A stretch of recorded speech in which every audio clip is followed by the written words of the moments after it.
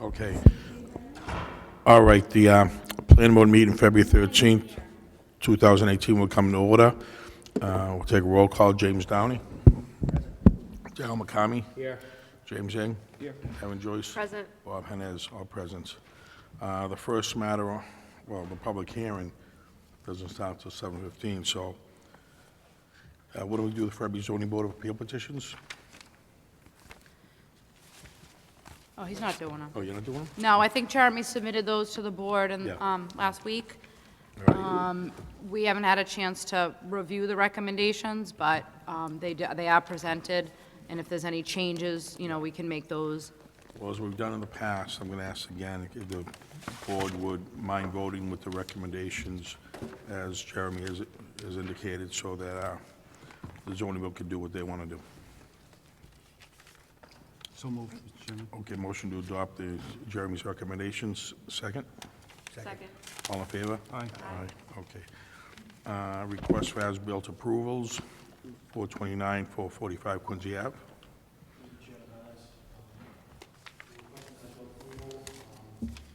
You know what? You grab a microphone or something. Oh, As known as Quick Jeep Chrysler. Well, I'm going to recuse myself for that one, so, Okay. okay. Go ahead. Work. Work, yeah. okay, go ahead. Member Joyce, thank you. The site was built with minor deviations from approved plans. They did make changes in the field, minor changes. The planning board is holding a $3,000 incomplete improvement bond, which can be returned at this time. All conditions have been satisfied, and the decision has been recorded today. Okay. I'll open up to the board. Does anybody on the board have any questions or comments regarding release of this surety?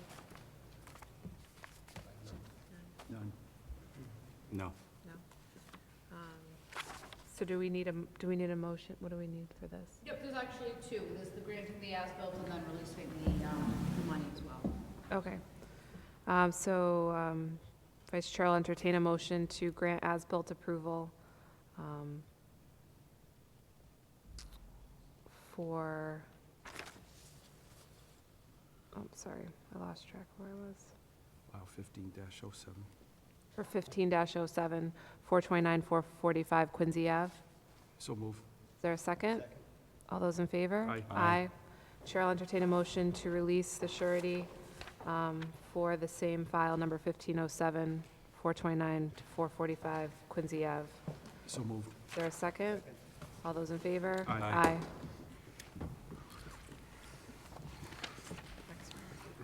The next one is 166, 194 Forbes Road. Thank you, Chairman Harness.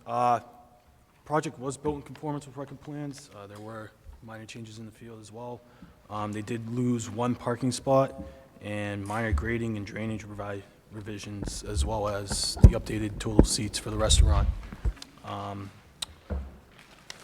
We are asking that the as-built plan be revised as follows. All water quality units shall be clearly denoted on the plan.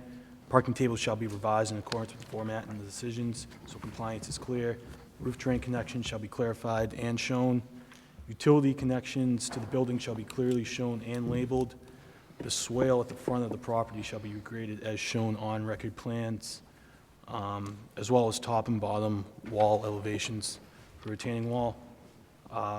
Planning board is holding several bonds and surety at this time.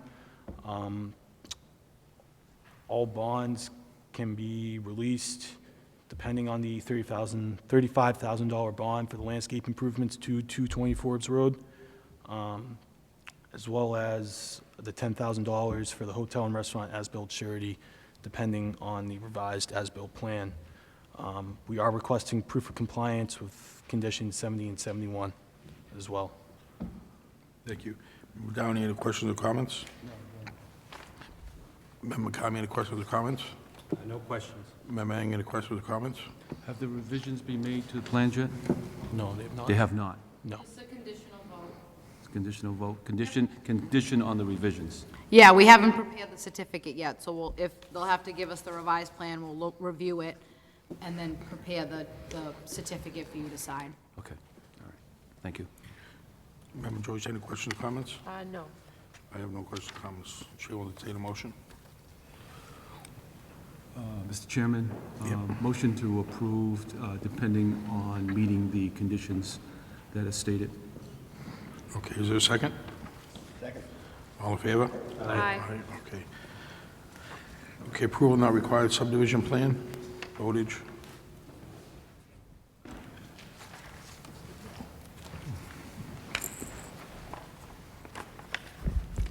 Good evening. I believe Ms. Santucci has a recommendation. Staff report is it's a ministerial action on an A&R plan result of a subdivision, a zoning board of appeals case which reestablished the existing lot lines from an 1889 subdivision. Okay. Mr. Chairman, if I may, thank you. Very briefly, there are two existing lots on Bowditch Street. One's 9,600, one's 9,000 and one's 10,200.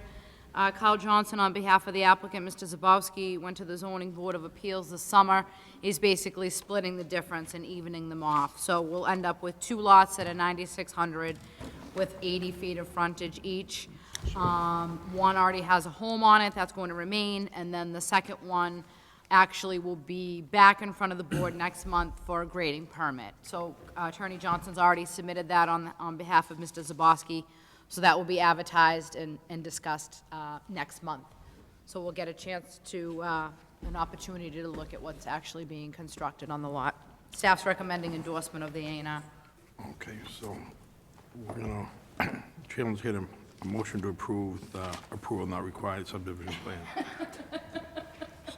So moved. Second? Second. All in favor? Aye. Okay, Thank you. thank you. The request for mine modification was pulled off the table? Yes, that is correct, Mr. Chairman. I've included in the packets for the board. The applicant needs more time to work on the drawings and submit some additional information. So hopefully that will be ready to go for March. Okay. Approval of meeting minutes for November 14th, January 9th, January 23rd, and January 25th. So moved, Mr. Chairman. Is there a second? Second. Any discussion? All in favor? Aye. Okay. The plans aren't ready. Okay. So what we need, is it something, I can't see from here, is it 7:15 We yet? got about 2 minutes. Okay. Have to wait till 7:15 for the public hearings.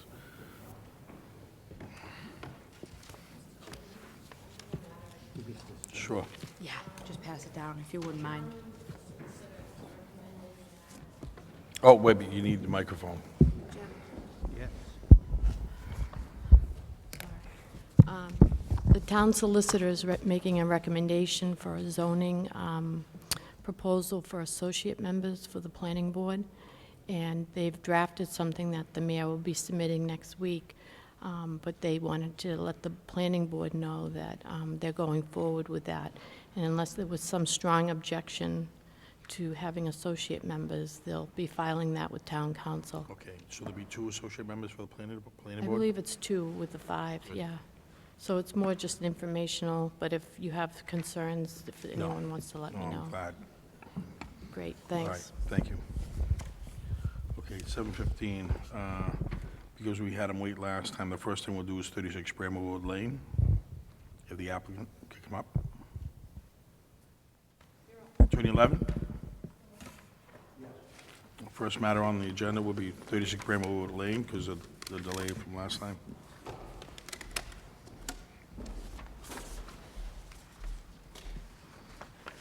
Just for a point of information, there was a lady who came to the office today and was asking what time it was going to be heard, and I told her about 7:30. So I just want the board to know that I gave that information to someone today.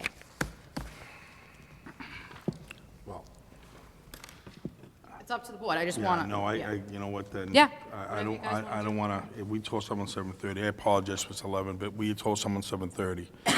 And so we're going to hold this till 7:30 then. I I don't think I apologize. see that person. I don't want to go forward. If the planning department indicated 7:30 to someone, we're going to hold it at 7:30. All right, because I don't want anybody to think that we finagle this. All right, so I apologize, but we're going to call it at 7:30. So we'll do the first one off Washington Street, and Braxton Street there, Athletic. No, we're going to hold this at 7:30. At 7:30, we'll call it again. But right now, we're going to do Thayer Athletic Fields. Is anybody here from Thayer?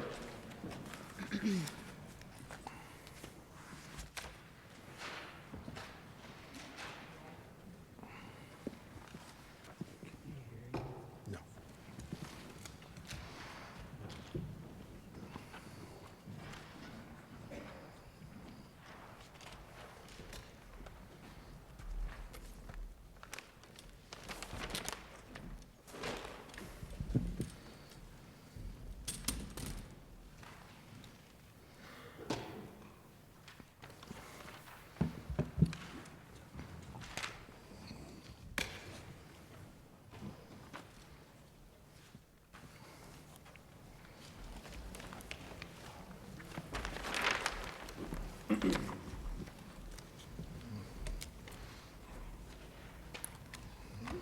Oh, thank you so much. Thank you so much, Bill. I had the engineer bring, because the plans are massive.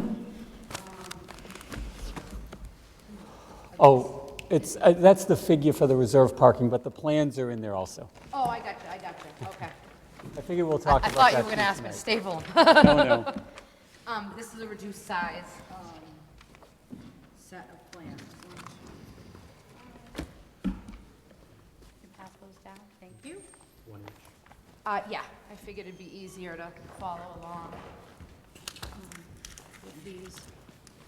Thank you.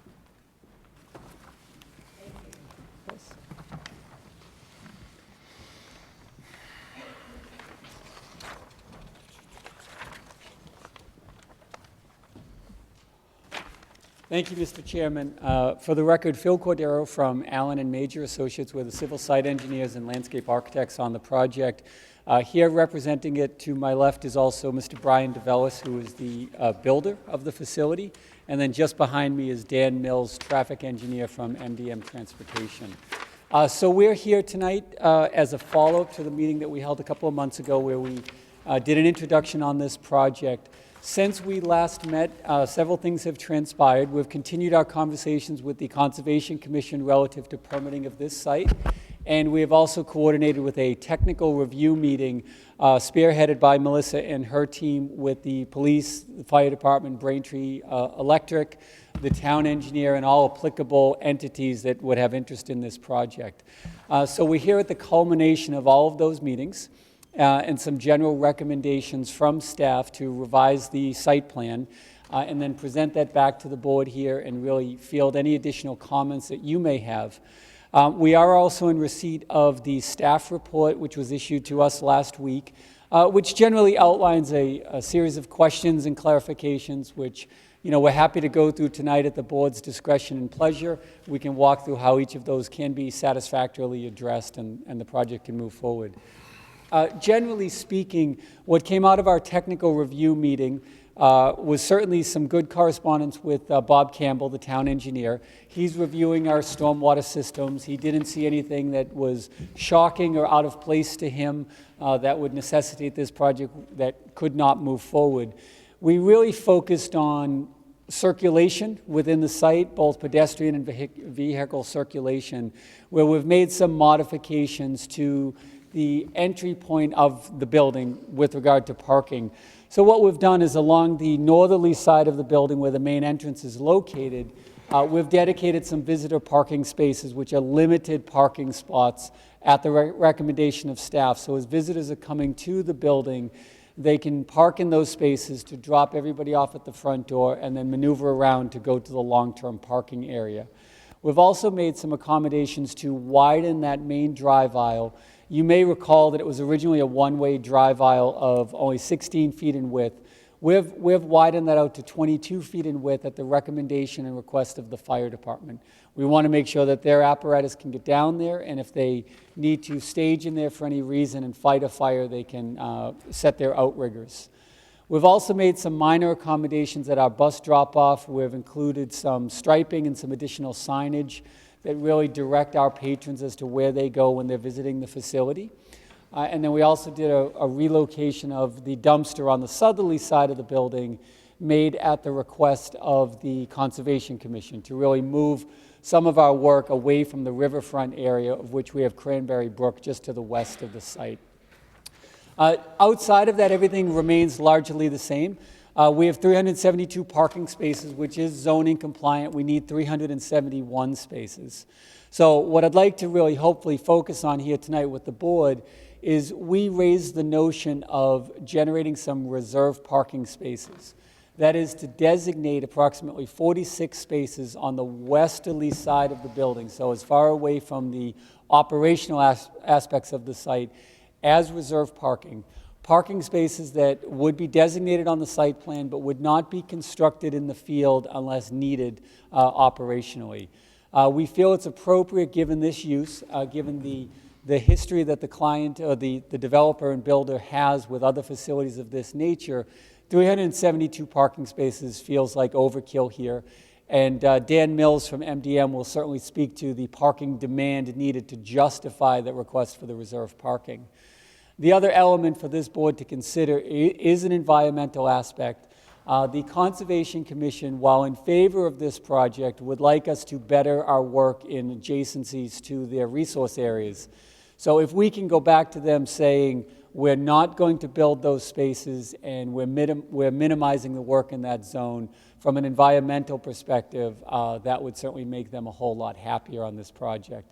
So I did include in the original submission that went back to the Planning Department back in December a graphical representation of what can be built if we do the 46 spaces and how we would build it if we're not going to build the 46 spaces.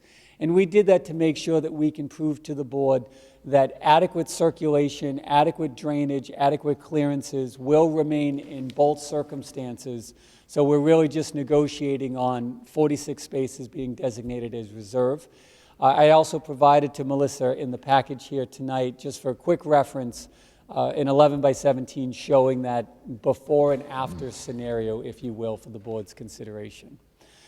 So at that point, I'm happy to either turn it over to the traffic consultant where he can address the concerns, and then we could walk through the staff memo and go over any particulars that this board may have tonight. Sure. If that works. Thank you, Mr. Chairman.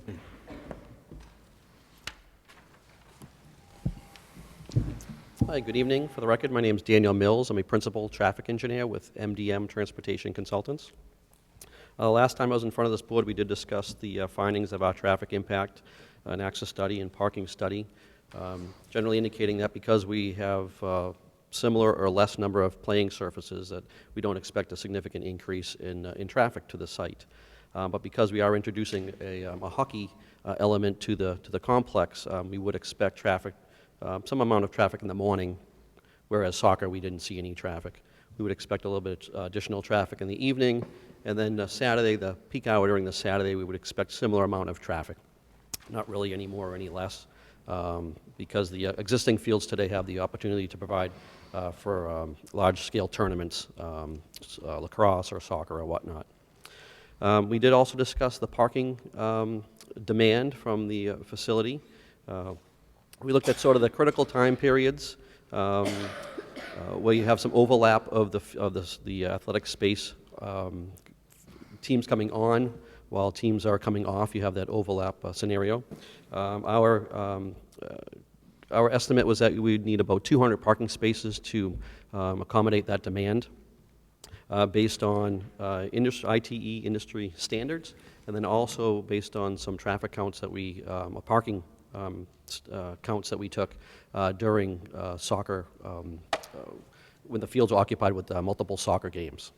Again, that was about 200 that we believed would be the demand during the peak time.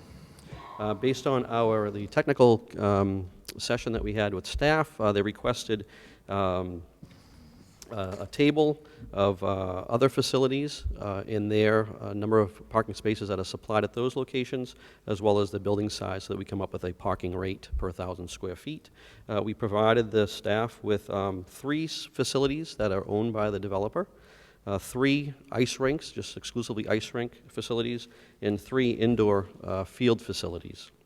All except for one were under about 3.5 per 1,000 square foot. The average in general was about 2.4 parking spaces per 1,000.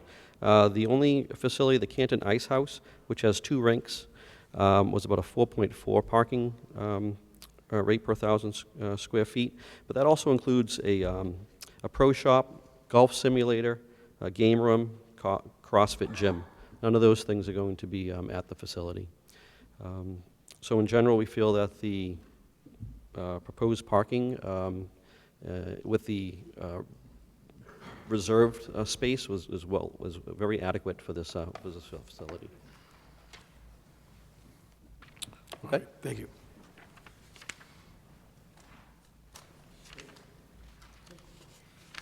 So in the interest of the board's time and your full agenda, we've obviously kept it a little bit light on our presentation to not be redundant, but we're certainly here to go through any aspects that the board would like.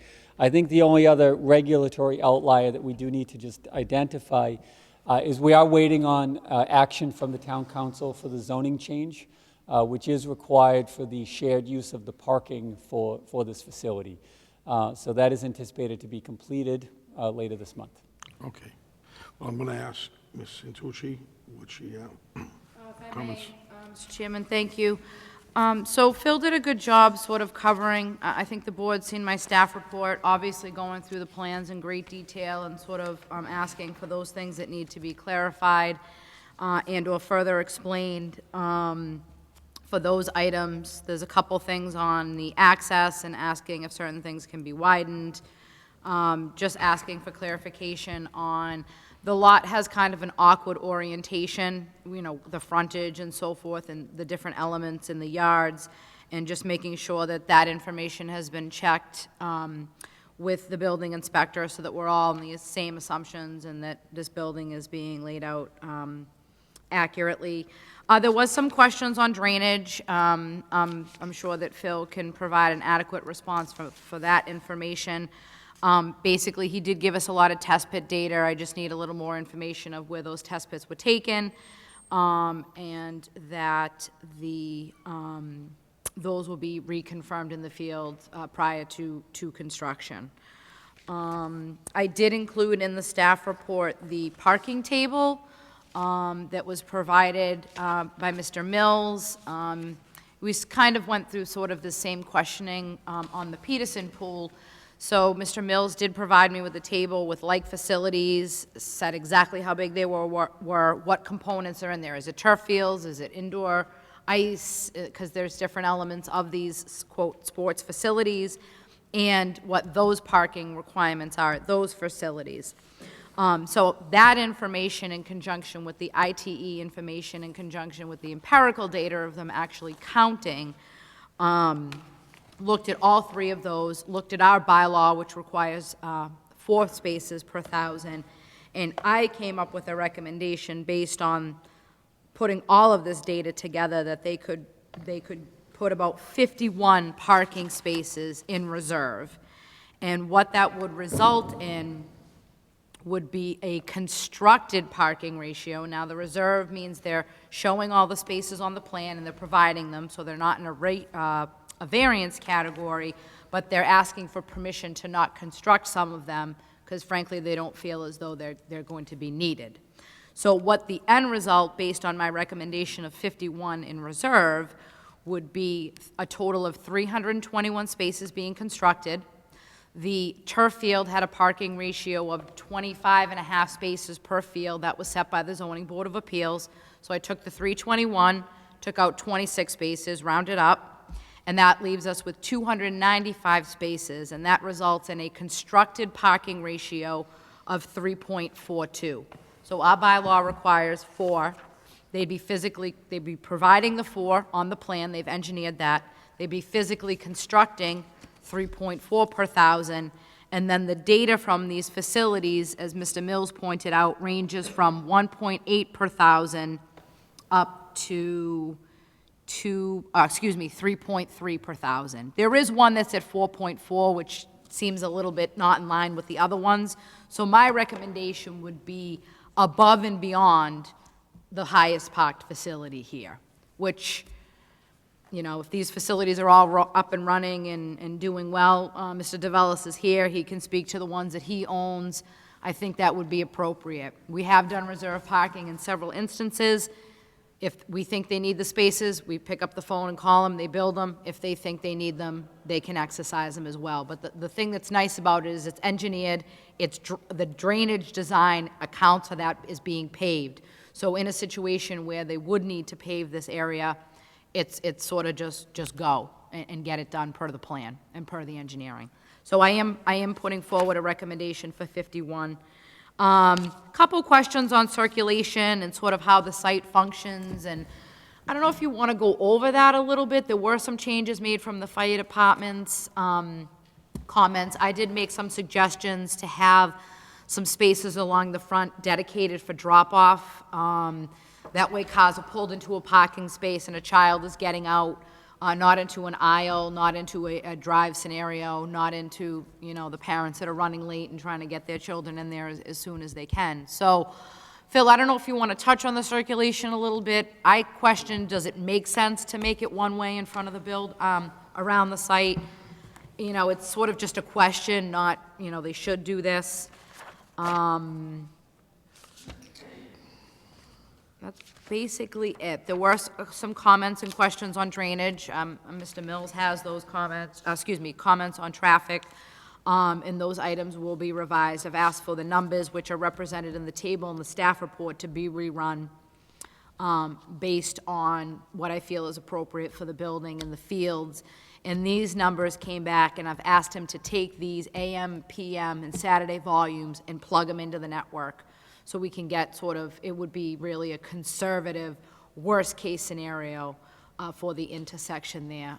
As always, if this is approved, we will require post-traffic monitoring with our sort of catch-all on the mitigation to see. Sometimes the volumes come in lower and everything's working fine. Sometimes they come in lower and things aren't working fine. So we don't want to over-mitigate things. We don't want to, you know, build roads and systems that aren't going to be used. But there is an opportunity to work on timing there if that needs to be adjusted in the future. And that's pretty much, I did ask for some better renderings of the building and spent some time on Friday sort of kind of driving around. You drive in there, drive up Washington Street, drive back, and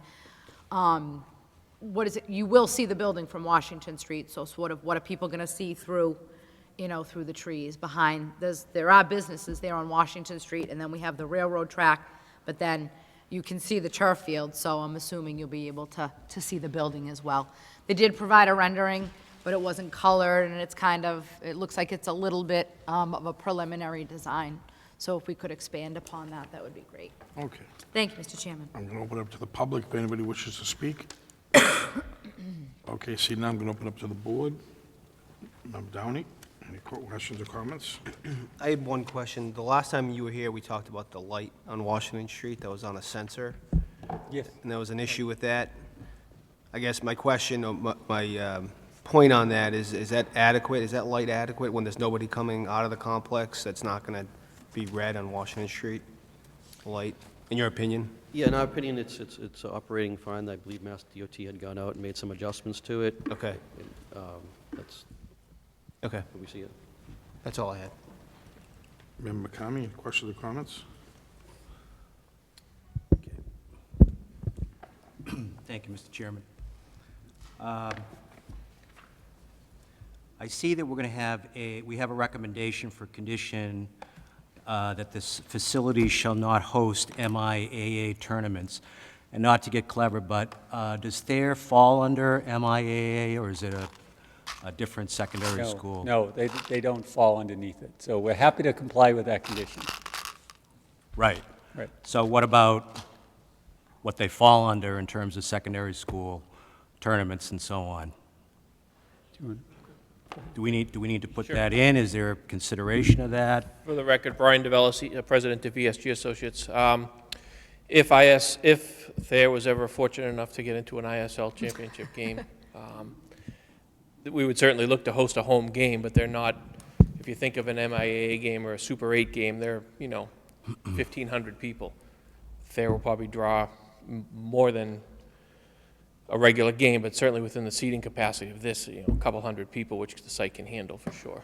So I don't think we can deal with a restriction on that because it's going to be their home rink and they might make the playoffs someday. Okay. Something we'll have to think a little bit more about. Yeah. A tournament game wasn't, this is when there's a bunch of people sort of. Yeah, I understand. Okay. But if, Yeah. that's my point is that they're not under MIAA. Right, but if you we think want to of- be able yeah. to identify the correct thing and do It the would- right It would be thing. a home playoff game for Thayer is a one-off event Sure, as opposed to. I this understand. I tournament. get it, but, it's the intent of it as well. Okay. And, Mr. Velis, while you're up there, I appreciate your note you sent back to us. What I was interested in terms of the real estate tax was not, I know that's to be negotiated. What I'd like to know is if you take the entire area surface of this land, what amount of it do you consider to be taxable or will be included in this project? So if there's 100,000, if it's 100,000, are you going to take 80% of it? Is it going to be 85? So if you could, put some numbers down. For example, what I'm getting at is, I assume that the reserve parking is questionable, but since it's part of the, the project, it should be included. What about the other parking? Right, so So on and so forth. Everything that will be in the Thayer Sports leasehold area will be essentially a taxable event for the assessor to tax. I'm sure that's in the plan somewhere. It is on the plans. Yeah. So Okay. that entire acreage will be, whether it's reserve parking built or not, it's basically, from the future tennis courts that Thayer is retaining over towards, So 100% of the property, of the leasehold property. that's what I'm Yes. getting at. Do we have the leasehold? We do, and Yeah. it basically is, if you want to outline it while I'm talking, it's basically, yep, Okay. it's that. Zone, it's 5.3 acres, so the property goes all the way up to Braxton, but the leased area is here. Here are the future tennis courts, so it's from this line, everything west. Okay. If you could just do me a favor for the public record, the entire property, how much of it is going to be under your, taxable entity? If you could just submit that for the public record, that's what I was Sure, interested in I'll first. put an email over to Melissa tomorrow. Wonderful. Thank you very much. Okay. Under today's operation with the fields, has there ever had the need to have a police presence for public safety in terms of the traffic, letting cars in and out? You aware of one? I'm not aware of one. I don't believe so. Maybe if Okay. there was Could warrant. you confirm that for I will us as well? confirm that. Yep. Because the reason I'm getting at it is if I look at the traffic report, and I'm reading it correctly, we're going to have an increase in the trips, a substantial increase, and, during periods which are heavily traveled. So I guess what I'm getting at is what kind of conditions are you making so that if something needed to be fixed or helped, what are you going to do? That's a major road. Sure, no. Can't have problems, accidents, so on. I guess the quick response is I can send Melissa a copy of our tenancy agreements that we have with the anchor users in the other facilities where if they're hosting a game, they are responsible for hiring a police detail. We coordinate that with the police department. Again, it's standard for operating for us, having done this for 10 years. Right, or so. well, that's what I figured. And so that means then you've probably had to do it at some of your other facilities then? Yes. Okay. Yep. So that's good because Yeah, that I mean, helps everybody. Truth be told, the other facilities are a lot larger. They have multiple surfaces, but certainly if we have a game, Thayer plays Belmont Hill, and we know that there's going to be, 500 people there, we're probably going to have a police detail. So I'll Yeah. coordinate that. You're making a lot of predictions here. Okay, and maybe this is for staff, Mr. Chairman, but I was looking at the schedule that you submitted, and, you know, obviously you put also Saturday and Sunday. So is it your intent to, maybe you can just remind us, since it's been a while, is this going to be a 7-day-a-week operation? Yeah, seven day a week, 362. So we close typically 4th of July, Christmas, and Thanksgiving. Okay. And, you know, we heard some concerns, I think, at the last meeting from some of the local residents about the operation. So my question, Mr. Chairman, is who actually oversees the schedule for this facility? Is it part of the conditions in the planning board, or is it some other group in Braintree? So, and just to kind of step back a little bit, if I may, Mr. Chairman, I think at the last meeting, you said the last sheet of ice was at like 11 or The something? 11 o'clock sheet. Okay, so this schedule stops at 10 PM. Does that mean you've changed your, The schedule, I think I sent you a block schedule of kind of the fair ice hours and all that. There's been Well, a that, few- well, Well, that it was part of only my had- question, because it stops at 10. Yeah. And I was thinking, okay, well, 10 is good. Right. No, our goal, quite frankly, is to be as full as we can to make this work for everybody. Typically, what we do is we open up facilities at 6 to get the before-school kids. The adults, if we're successful, will skate the probably 10:10 and 11 o'clock sheet, 9:50, somewhere in that range, and 11 o'clock. It'll take a while to get up there. That gets them out of the facility by midnight, and then gives our staff clean up, close up, and get out. But what we do in those circumstances is we design the parking lot lighting so that, you know, we can bank the lightings in the parking lot, because we need the parking lot to be safe, but we also don't need it to be Christmas Eve at Walmart lit up.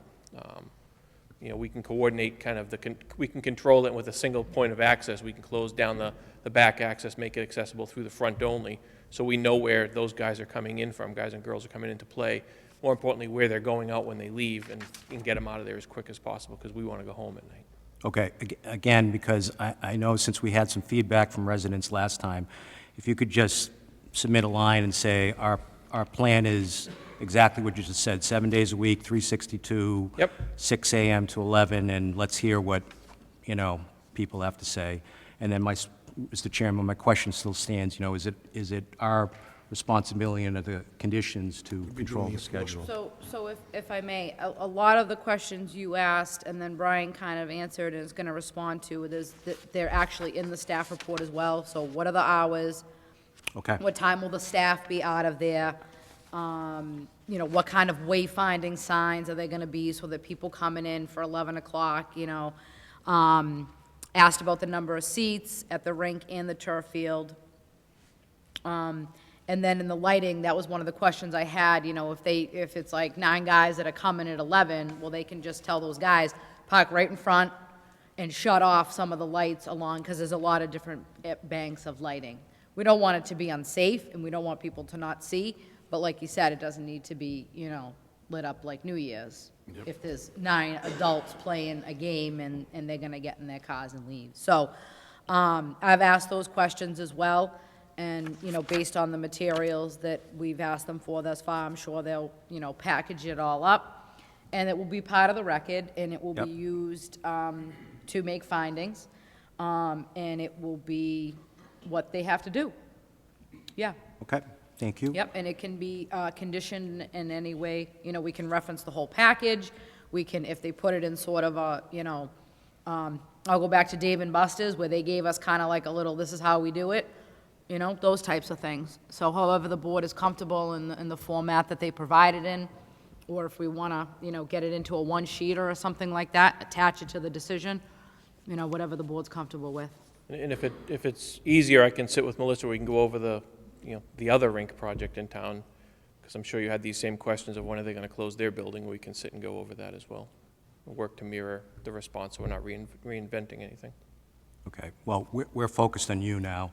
Yep. Not the other one, so, okay. So, final question I have is, in terms of signage, what are they going to be allowed, and, you know, entrance signs, that kind of stuff? And then secondly, I assume we're not going to have a big Thayer sign on top of the rink, or something like that. So has there been any consideration about signage yet? No, not at Okay. this point. I mean, the thing about these type of facilities, once you're there, the first time, you're in your GPS, you don't need a whole lot of signs. I know we have a directional sign up to the Thayer Sports Complex. Right. And most people will realize that that brings you up to the rink as well, and anything we have, we can deal with a lot of that internally. But we'll put together a summary for that as well. Yeah, there's, if I may through the chair, there's a lot of wayfinding out there now, and whether you sort of like rebrand that or something, like it's actually very directional and sort of gets people down. There's even signs that say like, if you're for Thayer, park over here or something like that. So I think it would be helpful. We did it at South Shore Plaza. If they have a logo or something like that and it's on there and it navigates people down to, even signs, drop-off area, those types of stuff. So that's in my things as well. As far as the building, they're in the Highway Business District. They can get a wall sign up to 150 square feet or the building's linear frontage. And they can also get a ground sign as well. But we don't allow off-premise signs, so the ground sign might not be as helpful as they would like. Right, okay. Thank you, sir. Thank you, Mr. Chairman. Mr. DeVillis, could you stay up there for a second, please? My question also is about the hours of operation. When you say a 11 o'clock sheet of ice, does that mean the last skater is going to leave the ice by midnight? Yeah, so if you think of a 50-minute sheet at 11 o'clock, they're off the ice at 11:50, in the locker room, getting dressed, getting out. At that time, most of them just go home. Okay. Staff will be there to make ice, secure the building, get it ready for the next morning. Okay. So the intent is the last person will be off the ice by midnight. Okay. They may shower and get out, but there's no physical operation of use. So hopefully by 12:30, it'll be Oh, yeah. completely shut down? Yep. Okay, all right, thank you. I have one other question on parking. As far as parking is concerned, can you show on that plan where those 45 or 51 spaces will be built if needed?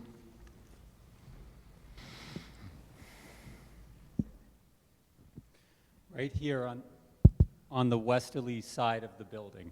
So it would be this zone not constructed. So I'll go to this plan, which zooms in on that area. So here's the westerly side of the building. We have the wraparound parking through here.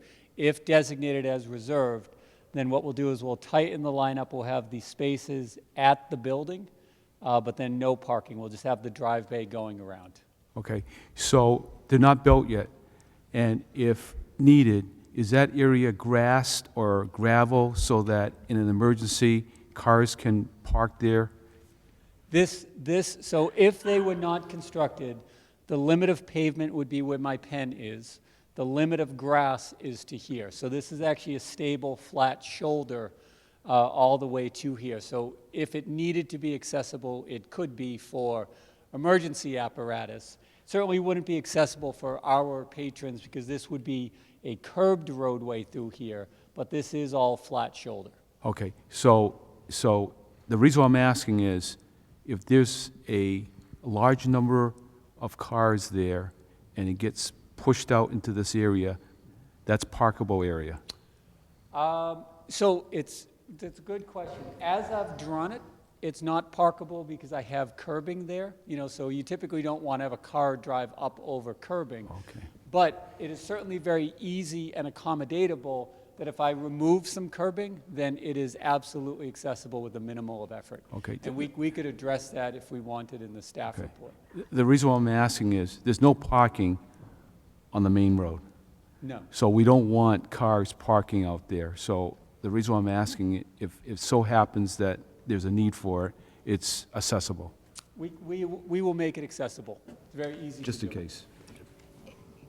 Yeah, I mean, do we want to encourage people parking on grass? No. I think if it gets to that point, then it's going to have to be constructed, because we're going to want to make sure that, it's drained and all kinds Melissa, of stuff. I'm just talking between the period where it's needed and is constructed, a short period. The period where we're learning whether it's Yeah, needed or because they'd not. have to build a retaining wall and Right. stuff. Yes, Yeah. yes, Okay. yes. All right. Yep, yes. Okay, that's all I have. Thank you. Thank you. Thank you, Mr. Chairman. Sure. Looking through the staff report, it looks like, and as you guys have been discussing, it looks like, there's, a lot of back and forth, but seems like everything's being addressed. I just have one point of clarification on one of the circulation items noted on the staff report. It discusses a sidewalk from Washington Street into the site for pedestrian access, and I didn't know if that was intended to be all the way along or what that was alluding to. So so there is a sidewalk along Braxton Street. My comment is about, so if there are pedestrians and they're on Washington Street and they walk down Braxton, they can walk, the sidewalk, I believe, is on the left side, It's on inside? the right side as you're coming in. Okay. Okay. So at that point, there is a place where you can cross over. But then my question is, are they going to be are pedestrians going to be navigating through that 100 space parking lot where there might be activity on the turf field, there might be, so is there somewhere where they're, basically show me how people are going to get from Washington Street to the facility on some sort of, the grades in there are a little bit weird, but I was out there the other day. They might be able to do something along, I would say, between Thayer's 100 spots and the spots that go for the office park. So, through the chair Yes. to Melissa, I think that's something we could absolutely talk about. I think we may be challenged. I don't believe it to be as simplistic as maybe it sounds because of the grade change between the two parking lots. I think part of it that should also be in discussion is really the nature of the people visiting this. You don't have people walking with the giant hockey bags down the sidewalk to get to the site. They're driving here. So the sidewalk is not necessarily as critical a component as you may think. But I think we could talk about that at the staff level, if that works for you. I mean, even if it's something that's like striped through the parking area or something like that, but, again, people trying to get there, they're running late, there's, if a kid is going from the upper lot from an activity down there or something like that, even, I hear what you're saying and trying to meet accessibility and things like that, Right. maybe it's not a sidewalk, maybe it's just a path or something that's put in, even if it's directing people to actually walk over grass in a certain area of the site, it's just clear, sort of, there's going to be pedestrians over here, and there's going to be cars over here, and... The challenge, though, and not to interrupt, is obviously accessibility. It's ADA. If I build a walk, if I designate a zone, I have to designate it for everybody. So if I can't meet all of those ADA criteria, then we're in a precarious position, is that we've dedicated something that's not usable and accessible by all peoples. So that's really where that comment really ferrets itself out. Okay. I guess I'll just look forward to seeing the Yeah. conclusion on this item, because I do think it's important to think of our communities as walkable, even though everyone drives everywhere. So it would be nice to at least see If someone takes the reasons- bus. Yeah, to see the reasons why, why it doesn't work, or maybe some options, just, We are very happy to discuss it, okay, of course. thank you. Employees, I mean, it could really be anyone. Okay. And just another, just my last question, perhaps for Mr. DeVellis. A question of curiosity.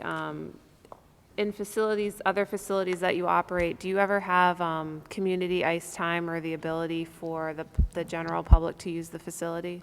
Sure. Not only do we have it, we kind of expect it. So we set up public skates for general public skates. In Worcester right now, we're working with elementaries, middle schools to each have them have a sponsor school night. We work with them. We work with scouting groups. So, our expectation is we'll be part of the community and we'll bring in, a Valentine's skate tomorrow night on Worcester if anyone wants to come. But yeah, the expectation is we'll have those, we'll need those, and we'll look to the community to use them. Okay, that's great. Thank you. That's it, Mr. Chairman. I have no questions. I think we should start moving this. Listen.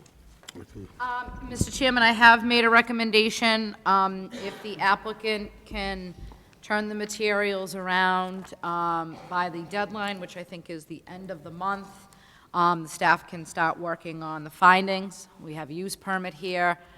We have watershed, so it's fairly extensive findings that will need to be made, as well as start drafting on the conditions. So what we'll do is, we'll continue this to the next hearing. To March 13th with conditions?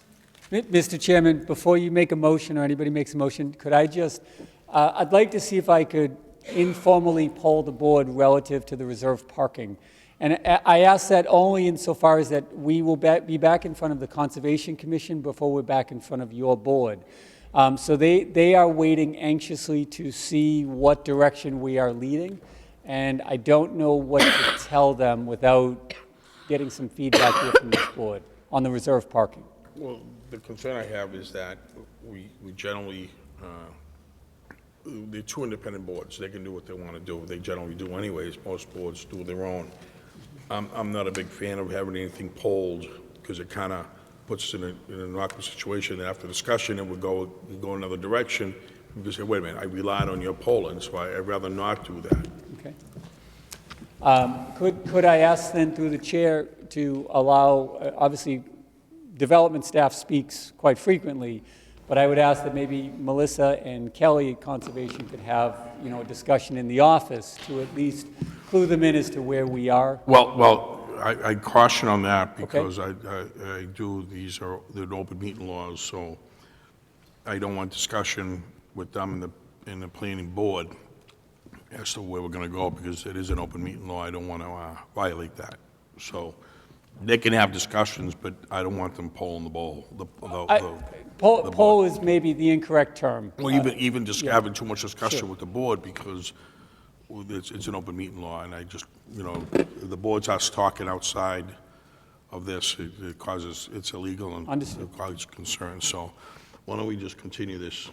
Yeah, just in the spirit of communication, the conservation staff, the chair of the Conservation Commission asked the staff to follow up with me, asking about reserve versus variance, and frankly, I've been very busy. I haven't had a chance to respond to her, but why don't I just forward, the staff stuff recommendation? Because that's public record, and That'd she be can look fine. at that That'd be fine. and go from there? Yeah, I Okay. just caution on having too much discussion with Yep. board members. I guess, Mr. Chairman, we just want to communicate with everybody. Yeah, I agree, everybody has to make their own independent opinion and decision. Yeah. But we want to I share the understand information. I don't what want you're them to saying. hear it from us. And I understand the planning department usually knows the feeling of the board, so I think communicate with them would be best. Understood. All right. Mr. Chairman, I'd like to make a motion to continue this public hearing till next month. Sure. That's the 13th? Yep, March 13th, yes, yep. Is there a second? Second. All in favor? Aye. Okay, thank you. We'll see you March 13th. Thank you. We're going to put the Bramblewood back on. Bramblewood.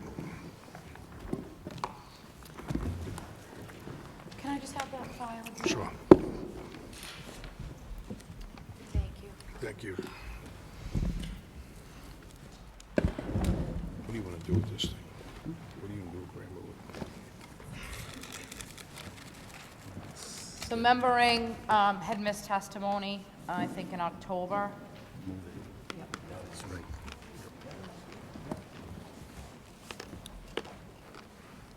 Yes, Mr. Chairman, members of the board, I'm Attorney Henry Levin, representing the petitioners, Cadarases, that live at 36 Bramblewood Lane. We've gone back and forth, as you're well aware, with the abutters and with the planning board, and we've come up with a proposal whereby the wall will be reduced. Okay, talk more into the mic. Okay, I'm sorry. The wall will be reduced to the height of the stockade fence, which abuts it. And then it'll be terraced in and then up again. The idea is to plant abrevieties along the face of the full wall and then put plantings on the terrace area.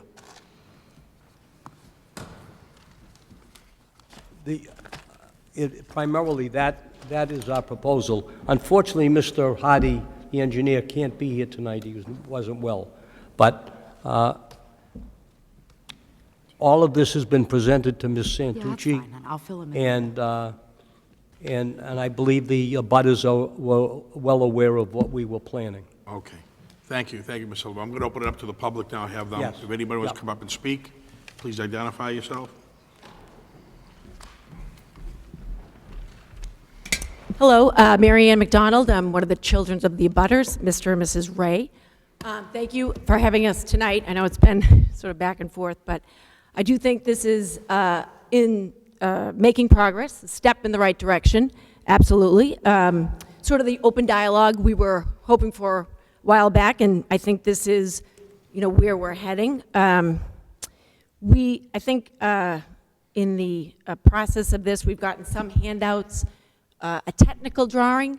I think what my parents were sort of looking for was just some sort of other sketch and drawing, image of what they'd be looking at. Not sending it back to the drawing board. My mother said even a pencil, paper on a napkin. Just something that is a little clearer. Just like the applicants before, they had their technical drawing and then they had a computer graphic on a Google Earth image that they could provide. I think we've had the technical image, but we just haven't seen sort of how it's going to look. So I know it's going to go down to the Stockard fence and then terraced for most of it. We were just wondering why it wouldn't go terraced sort of all the way across, just to sort of continue that continuity, if you will. So I think that's sort of what their message was tonight, if they can. And again, in the eyes and minds of somebody, elderly people, a technical drawing doesn't quite make sense, just like I wouldn't ask you all to give a Dibbles test or a Days test that I do in my classroom every day. I don't, I wouldn't expect them to really understand it, so I think that's somewhat reasonable just to sort of ask a little more user-friendly sort of sketch or drawing of what exactly it's going to look like. I think that, but again, it's a step in the right direction, which is sort of a few areas that we just need a clarification on. I'm going to let Greg step in, and then. Thank you.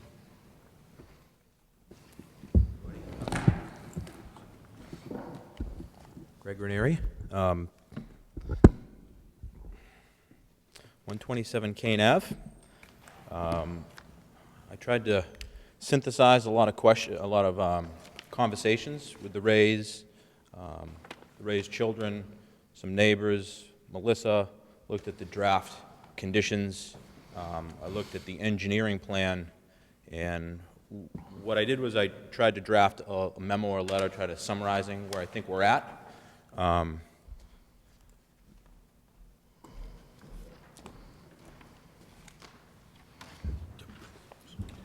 Melissa, if they drop it 6 inches, they can just do it.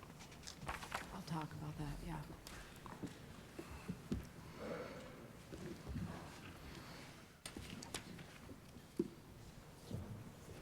So I would say just some general comments.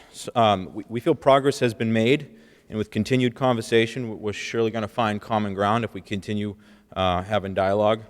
Continued dialogue with proper terracing and adequate screening are essential to make this a tolerable project for Kane Avenue neighbors. You guys have seen what it looks like now. Some of you have been on site. It's really hard to be on the other side of that wall. We kindly ask before any ruling is made that you put yourselves in our situation and viewpoint of that wall and situation. While we understand the Cardaris family finds themselves in an unfortunate situation, when this is all over, we and the fellow Kane Avenue neighbors will be the ones that will forever have to look at the wall every day and deal with the impacts of it. So we want to make sure that we get this right at this point. We and some of the fellow Kane Avenue abutters feel the most recent documents provided, the site plan in particular, it's pretty, I think you guys have it. I'm going to refer to it in a moment. Are difficult to understand and not necessarily geared towards lay individuals. It's taken me hours of studying and looking at it to feel like I sort of understand it in my mind's eye.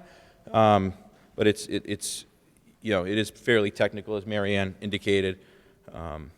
Considering the scrutiny in this project, we feel detailed renderings or some type of visual imagery, so there isn't this leap of faith in our mind's eye of what we think is going to happen should be provided in a format that all abutters can understand and feel comfortable with, not just a few.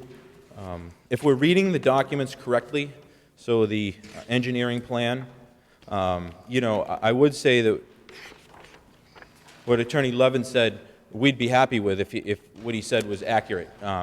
It's not completely accurate, and I want to point out some areas of concern for us. It seems as though stations 0, 10, 20, and 30 on the site plan are actually increasing in height. Again, if I'm looking at this technical document correctly, they're increasing in height. In addition, those stations do not appear to be slated to have terracing either.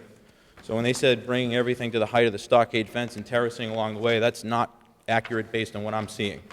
In addition, those stations do not, this is really difficult for us to be at peace with the former wall was only 4.5 feet high, and now Station 30, for example, based on his wall calculation, is slated to be 7.6 feet without terracing. So 4.5 feet to 7.6 feet if you're looking at. That's the existing wall, 7.6. So that's right, and so the total wall height is where that's actually inverted, I believe. So I actually had notes here because the existing wall height was 7.3. If you add a 3-inch cap to that, you're actually at 7.6. So I actually think those two numbers are inverted. The last column, the existing wall height, and the total wall height. That was a note that I had here. It just seemed inconsistent with the other measurements. So that's really difficult for us to sit and process. And again, if I'm looking at this correctly, again, these are very technical documents, and I think I'm reading them correctly, but I'm not an expert by any stretch. So it's our strong sentiment that basically our situation is, I would agree with Mr. Levin in saying that our strong sentiment is no portion of the wall should be greater than 5.9 feet, which is a 6-foot stockade fence. This height benchmark was able to be accomplished on the wall on stations 40 through 60. So in stations 40 through 60, where there is terracing, no portion of that wall is greater than 5.9 feet. We would ask that that be consistent throughout the entire wall facing. There's a couple ways that this could potentially be accomplished. This height could be accomplished by removing a few of the rows at stations 10, 20, and 30, or thoughtful terracing could happen throughout the entire wall like Mr. Levin indicated. At this point, if I'm looking at this correctly, again, there isn't terracing throughout the whole wall. It's only for a portion thereof. Yes, sir. I just think there's going to be some dispute about the numbers according to what the plans say, but go ahead. Yeah, it's fine. I mean, again, I'm not a pro. I'm looking at spreadsheets that were provided and technical engineering site plans of which I'm not a pro on. So if the wall calculations are accurate, so if the wall calculations are accurate from stations 40 through 100, and those totals include the finishing cap of the 3-inch finishing cap, we collectively will no longer contest that portion of the wall. So stations 40 through 60, we are at peace with, providing there are a few caveats to that.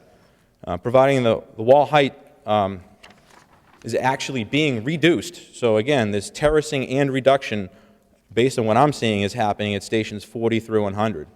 And in the draft conditions, it also notes that there will be a 5-foot minimum setback versus the 4-foot proposed setback.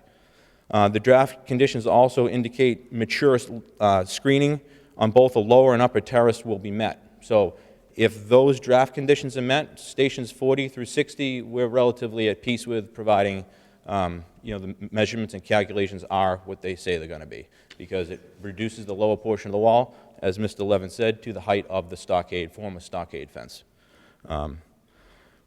We would just wonder what assurances can be provided that the final plans and the draft conditions will be followed precisely. You know, obviously. I'm going to cut you off there. Sure. When we get conditions, we're the ones that follow up on them. Okay. So the guarantee you have is that the planning department, planning board has always followed up, and if you look around, everything we've conditioned in all the years, we make sure we monitor, and the staff actually was out there. We've had people brought back before the planning board, okay, when they had not complied with the conditions. So I just want to make everybody aware of that. We absolutely monitor that. Right. Okay, because your reliance on us is the fact that we set conditions, we make sure those conditions are met. Perfect. I trust that you will we do that. do. You know, it just having never been through this Yeah, process no, I before. understand. So I think that that's great to hear.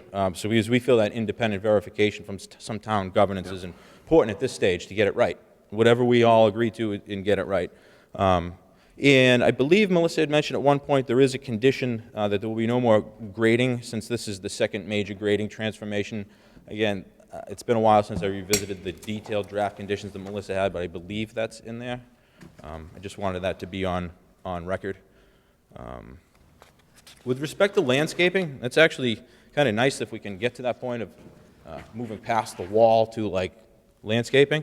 We respectfully ask that final screening options be tabled until Kane Avenue neighbors can see what the final revised wall built looks like and feels like. It's really kind of hard to say arborvitae's or whatever until, again, a lot of like mind's eye, and this is what we think we're going to see. And I do believe that Melissa, at a certain point in the draft conditions, Melissa does take leadership of, or the planning board office takes leadership of that. We just want to make sure that mature hedges are planted, based on appropriate distances from each other at the lower terrace and upper terrace to fully screen the wall without having to wait several years for them to grow. It's understanding the plantings and screening selection will be facilitated by Melissa at a later point. We want to ensure that the plantings and screening areas are suitably prepared with quality soil. Right now it's really poor soil, gravelly, rocky. We just want to make sure that whatever money is spent is well spent and that it won't like die, that the longevity will be there. And can any portion of the sidewall be screened to soften my view off my backyard? I think we had mentioned that as well. I'm not sure if that made it into a second draft condition or not. And then just responsible, who's responsible for the maintenance of the landscaping. There's, I assume whoever land it would be on. I just want to make it clear, though, that I'm sure it is in there, Melissa. You're very thorough and have been very helpful through the process. With respect to the drainage issue that we've visited and revisited several times, based on a review of the grading regulations, there are a few key purposes of those regulations. They ought to minimize the adverse impacts associated with grading. That's certainly in this case, and minimize surface water runoff and diversion that may contribute to flooding. Well, it's almost impossible for us to document formally. I mean, we can say based on our historical experiences that things have changed. We do appreciate that Mr. Campbell came out and said that he would connect residential drainage solutions, or part of, I believe, Kane Ave is slated in 2018 or 2019 to have their street redone, and they would put, I think he said, a stub on the edge of our properties to connect to the storm drain system. We felt that was a nice gesture by the town engineer, and we just wanted to make sure that that's part of some official record, that that it's stated somewhere and that we have a means to follow up on that, and that we can follow up on that.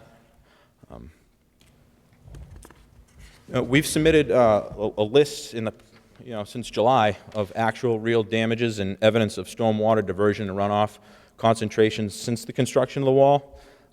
Submitted a file on November 13th. That meeting never happened, but it's in your packet, I'm sure. We appreciate that the damaged fence will be replaced as part of the draft condition, and that but I'm wondering on behalf of the Rays more in particular and myself, is there any other remedy available through this process to deal with the exacerbated drainage issues in their property? Is there anything that can be designed to catch or diffuse the water at the black drainage ports? One of the documents I submitted back in November actually shows water, which is supposed to be like a hydrostatic relief. There is water. I took a picture of water sitting in that black drainage relief. So I don't know if there's something that can be done as far as the...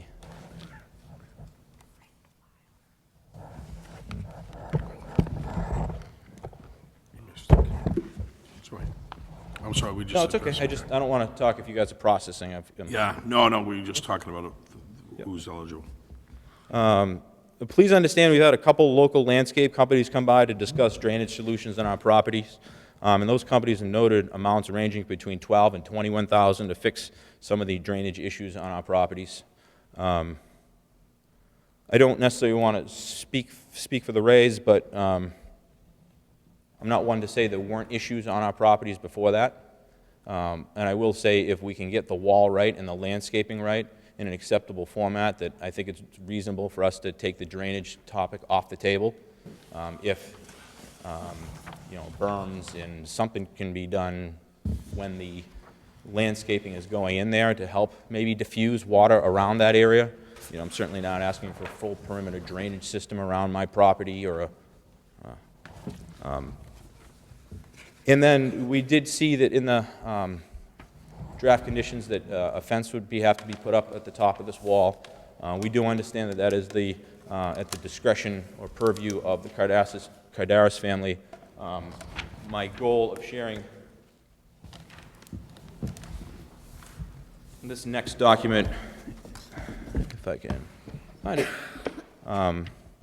is to provide some dialogue and just make some opinions felt of what how the Rays feel about fencing and ideas about fencing. It's just more of like a neighborly suggestion and consideration.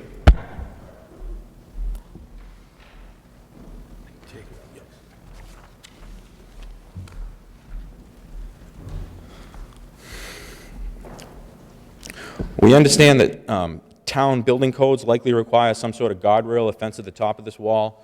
Our strong preference is that there not be a guardrail or fence at the top of the wall that will add to the overall feeling or height of the wall. Certainly no two fences are the same, right? So we recognize that one might be necessary for safety purposes, although one was never there for years, but there probably will likely need to be one now. We understand the guardrail or fencing selection will ultimately be up to the discretion of the Cardaris family since it's on their property. We do respectfully understand that. However, we would like to make it make what we feel are respectful requests or suggestions. We feel proactively engaging in dialogue will greatly decrease the likelihood of unintended frustration and is a thoughtful neighborly gesture. Again, the goal of this document is to open up dialogue when they get to that point, hopefully. They would provide some option to the Rays that they like and maybe have a conversation about it. That's essentially the goal. Our fundamental request is the fence be low, as minimal as possible to let daylight through. You know, when you're on the other side of that wall on the lower portion and then you add additional height to it, it could feel daunting. So it, you know, and some kind of a natural aesthetical feel. Again, obviously the Cardaris family will have ideas about this, and it's their fence and their property. That's 100% their right. Considering this, we would truly appreciate being part of considerate conversations to ensure a portion of this portion of the project feels as seamless and natural as possible from both sides of the fence. And we just put some ideas and options, you know, for consideration. And again, the goal is to hopefully have, when they get to that point, just have some dialogue with specifically the Ray family. Thank you. These are the fences. Thank you.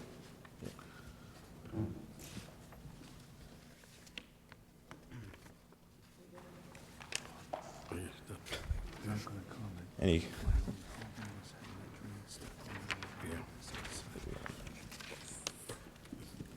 that it? That's it. Okay, no, you don't mind, because I'm I going to ask if anybody else wants to speak. Yeah, I could point to some of the, I'll wait for your dialogue to Okay.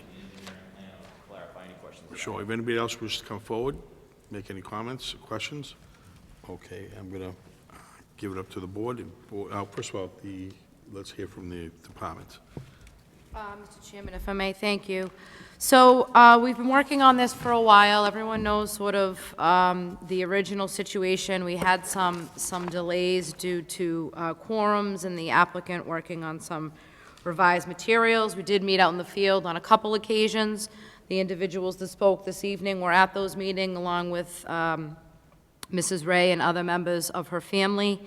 And in addition to meeting on the site, we also had town engineer out on the site as well. So we have two comments from professional engineers, one being the applicant's engineer, one being the town engineer, that have looked at the property at Bramblewood, understanding there's been no increase whatsoever in impervious surface, and that's typically the items that we look to look for an increase in rate and volume that would impact these downstream properties. So Mr. Campbell was out there. He did talk about the things that Mr. Ranieri spoke about tying in systems that they do into the street, in particular sump pumps and things of that nature.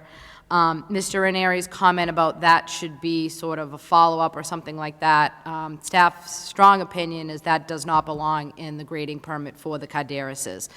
If the people on Kane Avenue choose not to tie something in, if the town of Braintree makes an administrative policy or something like that, frankly, it has absolutely nothing to do with the Caderas family, nor should they be impacted by a third party's decision to do something and/or a town's decision to do something or to not do something. While I think it's in the residents' best interest on Kane Avenue to avail themselves of what Mr. Campbell has made available to them, I don't believe that it should be tied to a grading permit for another property. The situation that we have that exists there now is a wall, a large wall, that runs along the Caderas' back property and also up the sides. So over the course of this, we do have engineered drawings in front of us. Their original application was to ask permission for the board to, for the wall to remain as is. Obviously, we've worked from that. We've worked to a plan now that represents terracing in a portion of the wall. The first 40 feet of the wall will not have terracing. If you're standing in Mrs. Ray's backyard, that's the back left corner. Portions of that wall are not behind her home. They're behind her neighbor's home. And then when we get to Station 40, we start terracing. And that's represented in the table that was given out this evening. This table is actually a combination of requests from the neighbors requesting the height of the existing wall, how many blocks are there, how many feet, so it's broken down by blocks and feet, what's existing and what's proposed. So overall, I think the most important part to look at is the third to last column, which is the proposed total wall height, and then the last column, which is what exists in the field today. And aside from the first station, way in that left corner, where there's no cap currently, and that wall's not being altered, that will go up to essentially 6 feet, which is the height of the fence on the opposite side that they were referring to. So overall, it is a reduction. Portions are terraced, portions are not terraced. The actual end result of the wall, and there were some pictures that we shared out in the field with Mrs. Ray and her family, my recommendation is full screening from the get-go above the height of the wall. So the entire lower terrace is going to be completely screened. I know that they're here this evening. I don't expect everyone to understand engineering drawings. We did meet in the field a few times. We did produce these tables. And, you know, the applicant preparing a rendering is simply not going to show much because all you're going to see is a row of trees and then sort of the terracing that will be planted and then the fence in the back. So frankly, I think it's a waste of money to have them produce a rendering. I'm being upfront and honest. I've asked for renderings on many occasions for many projects where something is just a wooded forest and people want to know what it's going to look like. The wall is already there. It's going to be less, and it's going to be trees that I've left to Mrs. Ray's discretion to choose, and the applicant is on the hook to pay for those and to plant those and to guarantee those trees for a year. So that's sort of the quick version of it. The important things in the draft conditions here, they want a 4-foot terrace. I'm recommending a 5-foot terrace. I'm not making recommendations on the fencing, the type of fencing. The building inspector made comments about the minimum height of that, understanding that there are barriers that meet the building code, and those are acceptable forms of fencing to install. The abutters have put forward some recommendations. While very attractive, they're also fairly expensive. Whether or not the Caderas choose to construct that or install that kind of fence, that's up to them. There are some sections of existing stockade fence that has been damaged on Mrs. Ray's property. There are conditions for that to be replaced. And then condition 32 is really the condition that talks about the screening and how it's going to be implemented. So there's sort of three sort of phases for this, or three parts to this. Part one is the screening on Mrs. Ray's property, and as you can see here, that we're talking about fully screening the lower wall, full screen with the heights right in there. So that's going to be completely, no one's seeing that from the Ray property. And then the second part of that is 5 mature trees planted on Mr. Ranieri's property. Those locations, I think, are best suited to be determined once the wall comes down, where those will be placed strategically if he's trying to, you know, block a particular view from a window or something like that. And that's 5 trees with a minimum height of 10 to 12 feet, species to be chosen again by the property owner. That's what I asked. Who's going to pick the species? So the ones on Mrs. Ray's property will be chosen by her. The ones on Mr. Ranieri's will be chosen by him. And then the terrace is the choice of the applicant. That's on their property. They should have a right to choose those particular trees. And then obviously requiring loom and seeding, which the engineer has documented at the last meeting, is going to help sort of reestablish the ground cover up on the 36 Bramblewood property. I'm going to sort of serve as the mediator, I guess. This is what people want for trees, and this all works and makes sense, and this is how many are going to fit here based on the landscaper's opinion, and they're going to be installed by a professional landscaper, and they're going to provide a 1-year guarantee on those plantings. And then going forward, if the plantings are on your property, you're responsible to maintain them. Getting into cross-access maintenance agreements and things like that are something that I really don't think is necessary in this particular case.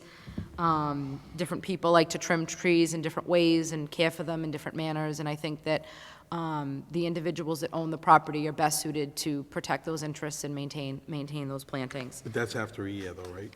Yeah, well, the guarantee is, you know, if they die within a year, that's a typical guarantee from a landscaper. They'll be replaced. I mean, this isn't a large number of trees, but when you get into large plantings, you get 100 of a certain species, the chances of a few not surviving is pretty high. So we're looking for, again, for that 1-year guarantee. So that's basically sort of the quick version. I've spent a lot of time on this and gone through this in detail, and nothing's perfect, but this is very fair, in my opinion. And we're almost getting to the point. So we had a situation out there in the field where we had an existing wall that was 4.5 to, they were saying, the applicant was saying 5.5. The abutters were saying 4.5. We'll go with the lower number. That the applicant can construct a wall 2 feet higher than that by right.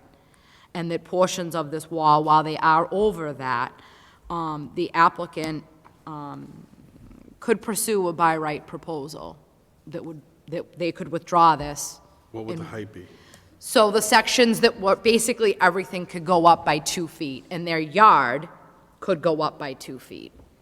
So they would end up with, if a section was 4.5, it could go to 6.5. If it was 6, it could go to 8. If it was 5, it could go to 7. In the actual yard, they could put like a 23-inch toe wall in and raise the entire yard up by 23 inches. So the grading is triggered because of the amount of material and the change in elevation. So if they import less than 150 yards and they don't change any grades by over 2 feet, they could essentially build that out by right. So knowing that and understanding that, with no conditions and no plantings or anything, that I think is a huge benefit to everybody, frankly, I think this is a very fair, reasonable proposal. My recommendation is that the board, if so inclined to this evening, vote this. Spring's coming. People can stop picking out plantings. The wall can get fixed. The plantings can go in, and people can actually begin to enjoy their properties again this spring and summer. Because what's out there isn't the most friendliest view. All right, thank you. Member Downey? So, Melissa, maybe to make sure I'm reading this correctly, the wall has come down to 8.5 feet from its original 9.6, is that right? At those stations, yes. The highest points would be, The highest point now is 10.2, Okay. and that's coming down to 8.5. okay, so the total height, max height would be 8.5. But that's terraced, so that's not a single wall. That section, which station are you at? So I can, I was looking at station 100. 0 plus 100. So that's going to consist of a lower wall closest to the raised property of 5.9 feet, a 5-foot terrace, and then a wall that's 2.6 feet. Okay. So we have a lower wall, an upper wall, and then we have the combo, which is the column that you're looking at, the total wall height. So for the first 4 numbers in that, where we go from station 0 plus 00 to 0 plus 30, there is no terrace. Okay. So there's just one wall, the wall closest to the raise, and that's the height of it in those sections. 6, 6.7, 6.8, 7.3. Okay. Then when we get to the next station, we start terracing. And there's like, and that's specific, the next one, the lower wall is 4 feet, and the top one's 3.9. So it varies along various stations of the wall, and the ground elevation also varies, which is easier to see on the site plan, but also you can see where he has the second column ground elevation, and then he's also done it sort of in elevations, because we work in elevations, but we've sort of broken this down, which I think makes it a little bit clearer, number of blocks, and then also elevations and total height altogether. Didn't we have drawing, some kind of photo rendering last time we talked about this, to show the trees and the wall? Well, it was just a photo that I got from like Google to show screening. Exactly. That's all that was. Okay. Yep, that's what that, and I mean, depending on what trees Mrs. Ray chooses, that's essentially what she'll be looking at. So, In the beginning, you might see a little bit of the wall in between the trees, because they're obviously gonna have to, spread their limbs and fatten up. But the height will be fully screened. Mr. Levin, is it possible to get the Ray's, you heard the Ray's daughter talking about some kind of, not a rendering, but some kind of sketch, a loose interpretation of what the wall will That's actually look like? You gotta go to the microphone, no, to the microphone, you gotta go to the microphone. I have here a picture of something here in Braintree where they did exactly the same thing. You have to speak in the mic, so we get you on Into the microphone, into the microphone. I'm sorry. so we can get you on TV. I have here a picture of a row of abrevieties blocking another wall where, when it's fully grown, you don't see anything. Right. I guess my question is, you heard the Ray's daughter talk about what her parents can't visualize what's going to be in their backyard, looking at these. It's tough for even us sometimes to visualize what something's going to look like. So is there something that you can offer them, the neighbors, that's Yeah, very simple? Yes, we can have the landscape, what you want is a proposal by a landscape? No, just something very simple to show the Rays and to show the neighbors what Right. the final wall is going to look like. But not the bushes, but it doesn't have to be, Melissa said, we don't want to force you folks to get a rendering, but something very We would try to come up with rudimentary, something very that would- simple. So that we could present to the neighbors, yes. Yeah, I think it's, the Rays are, you heard their daughter. No, I understand. Okay. Without plantings on it? Just what they're going to see when they look out the window. Well, that's kind of what I was talking about. So they're going to see trees. Now, Mrs. Yeah. Ray hasn't chosen the trees, so the trees are Right. her discretion. So Right, but I don't think I don't think the Rays understand what the wall is going to look like. According to their daughter, they're older, and they look at all the things that we've looked at, and sometimes it's hard for us to understand what. So I just want to make sure I know what you're asking for. Are we getting a diagram of the wall, or a wall with Yeah, plantings? I think we understand what it's going to look like, but I don't know that the Rays do, according to their daughter. So, something to just it seems like a small give on the, Are you asking what the wall is going to look like? Yeah, I'm I know what the wall's going to look like. It's. I know. It is what it is. I understand that. Right. I know what the wall's going to look like, and I understand all the Right. things we have. The Rays do not understand, Right. according to their daughter. So I'm asking you, can you offer them something very simple to show them? Not any of the filings we've given to the town. All right. Something very simple to show the Rays so they're satisfied what they're going to look at is adequate. We'll try to prepare something for you. Okay, very good. Again, I need to clarify. Not for me, no, not for me. I mean for them. I need to clarify. So what they're going to look at is a row of trees. Are we Yeah. asking for a drawing with or without plantings? I think maybe both, because they haven't made the decision on what trees they want planted. That's where I'm going. Yeah. Because if they haven't picked them, then, Right, but I don't know that they even know what the structure's going to look like Okay. based on what we have. And it's not for us to make a decision, but just to... I know, but if they submit something, I got to make sure it's what we're asking for. So that's why I need to know what we're looking for. Got it. So it's a wall rendering? Yeah, a very simple picture she mentioned on a napkin, but please don't put it on a napkin. Something very simple that they can understand. Maybe the folks from the engineering company can talk to them. And I'm just asking to kind of All right. move the process along. I have no further questions.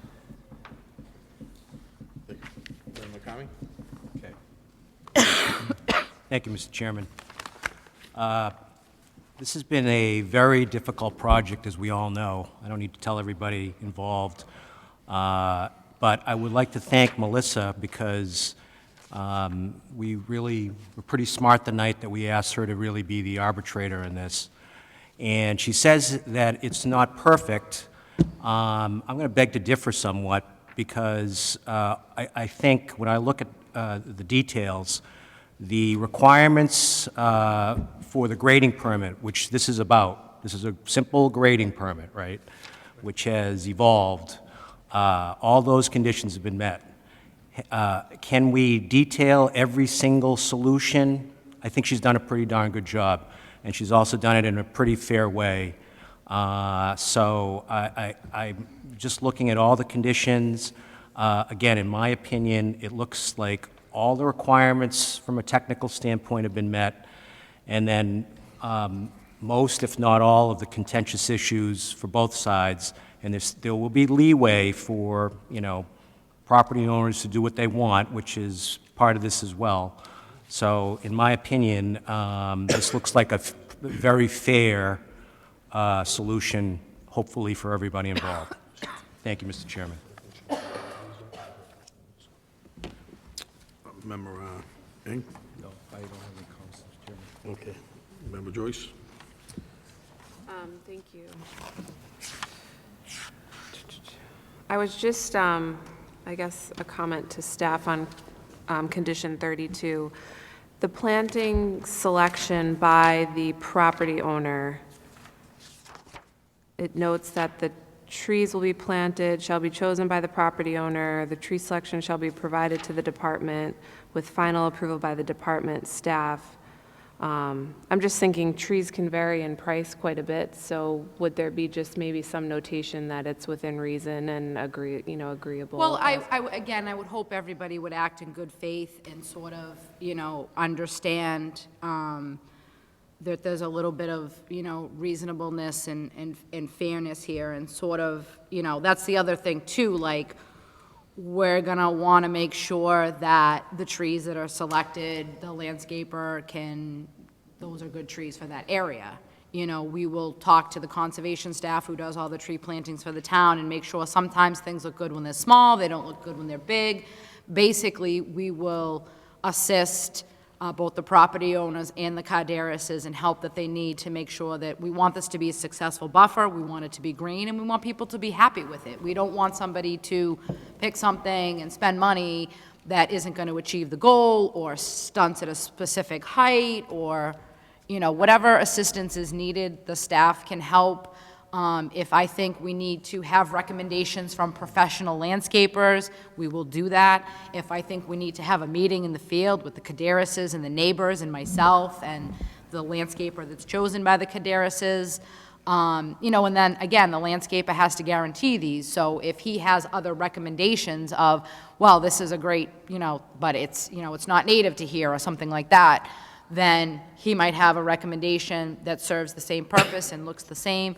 Basically, I want it to be successful, and sometimes plantings that people like or they choose aren't really good for this area. We've had situations where people have planted things, this board's been involved, and half of them look great and half of them look terrible. And then we go back and we say, oh, these ones did good over here, let's plant them over there, and they don't do good. So there's sort of a little bit of expertise, I think, that, and I just want to make sure that the Rays, the Renieris, and the Cadarases all sort of consult the correct, appropriate people in making those decisions. Okay, so you think as written, we're covered from that perspective? Like, you Yeah, feel and then, that? frankly, if people, you know, if things don't work out, then we'll be right back here, as Bob said, in Right. front of this board. Okay.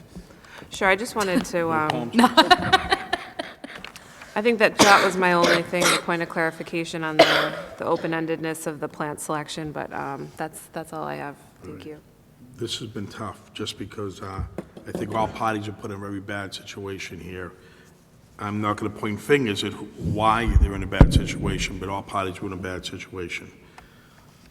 I think the only way it would be happy is if it goes back to the way it was. But that's also not a fair thing to do at this point. So there has to be a middle ground.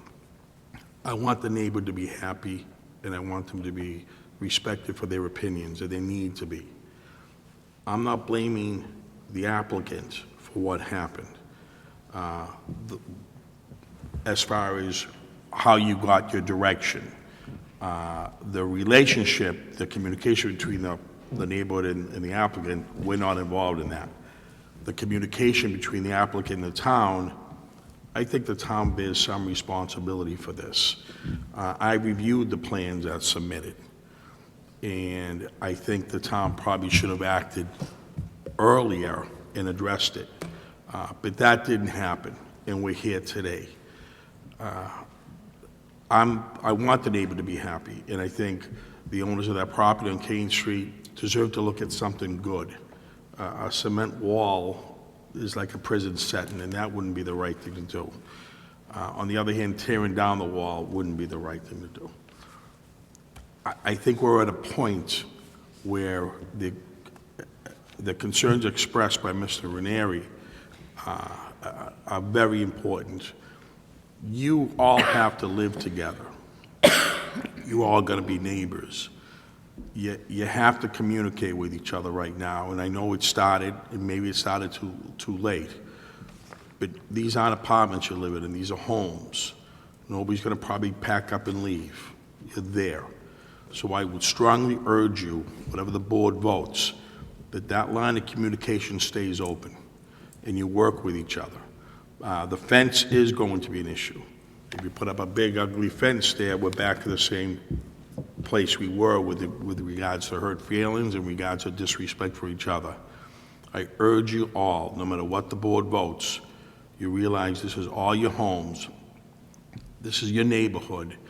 You are not, nobody's leaving there. So you need to work together. And I myself apologize, number one, that you're all in this situation. You shouldn't have been. And I would say this to anybody, I would say this to the people who looked at the plans. You should not have been in this position, but we are, and we need to deal with it the best way we can.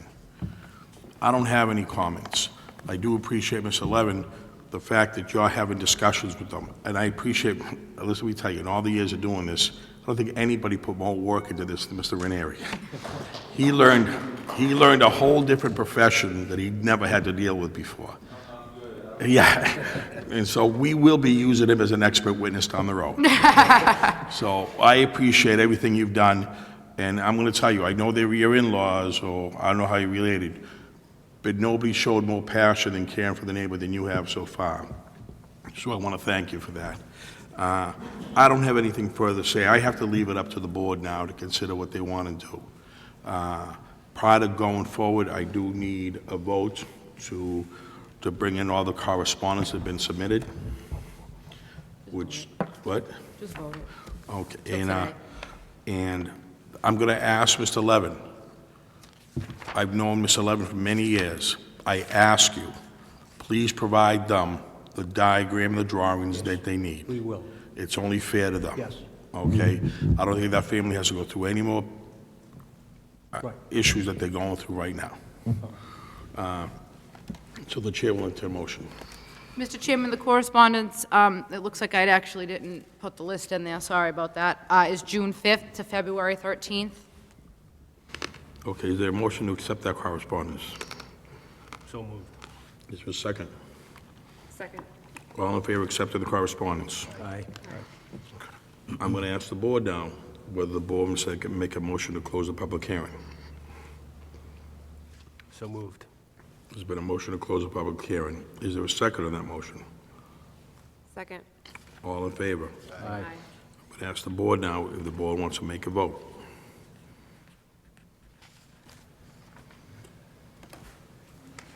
May I ask a question? Sure. Mr. Chairman, is the vote to go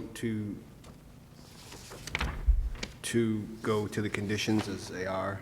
Is it, The conditions have been provided. right, so that's the vote we're Yes. moving on? Okay, so it needs a motion to vote, or? Yes. I'd like to make a motion to vote. For or against, or I'm sorry? for the conditions? For the conditions, sorry. There's a motion made for the condition, to approve the conditions as written. Second. Okay, there's been a second. Any discussion? All in favor? Aye. One abstention, Mr. Chairman. Thank you. There will be further discussion with, I urge Mr. Levin and I urge Mr. Veneri to keep in contact with Melissa. This wall has to look good for the people that live there. Mr. Veneri's in-laws, I believe it is? No, just my neighbors. Oh, neighbors, I'm sorry, oh, your parents. Yeah. I want them to look out their wall and make sure, look out the window and make sure they see something that they're really at peace with. All right? And I would ask that you do that also. Well, make sure they see peace when they look out that wall, out that window. All right? Thank you. Thank you.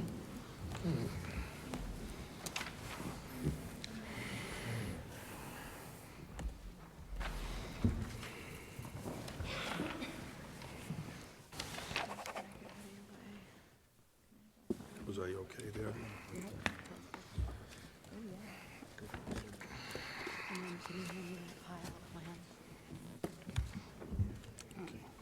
Do people know what we just did? Can I have, is there a plan in there that's Okay, the next matter is, I have two. 17-5.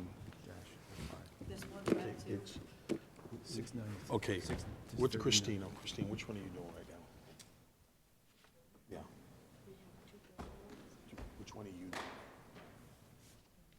Okay, bring your billboards up right now. That's everything, right? Yeah. Which one is going to, do the 290? Melissa, if I could just speak to you. Next matter what we need to take up is 290 Wood Road. I'm going to tell you this, when they do this, the town solicitor has asked that we got 2 associate members just for this I project. already told them. And that we would violate so we can vote. I already told him. Then what do you say? He wants to present the 4 units and get a feel from the numbers that are going to go through. Okay.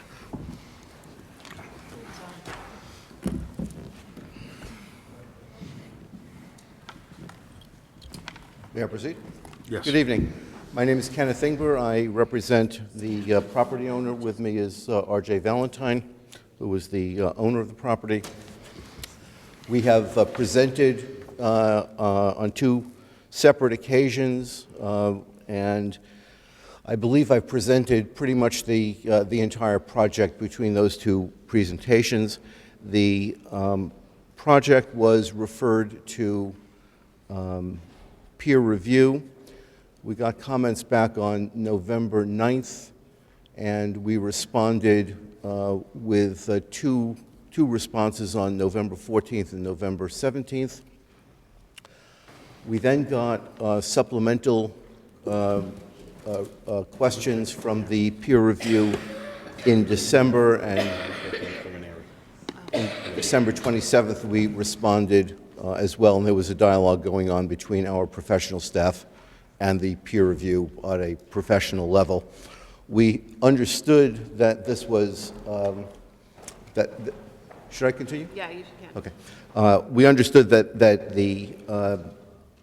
we had responded in full to all of the peer review issues. Then we heard on January 28th, I believe, that the peer review people wanted to have a conference call because there were still some outstanding issues.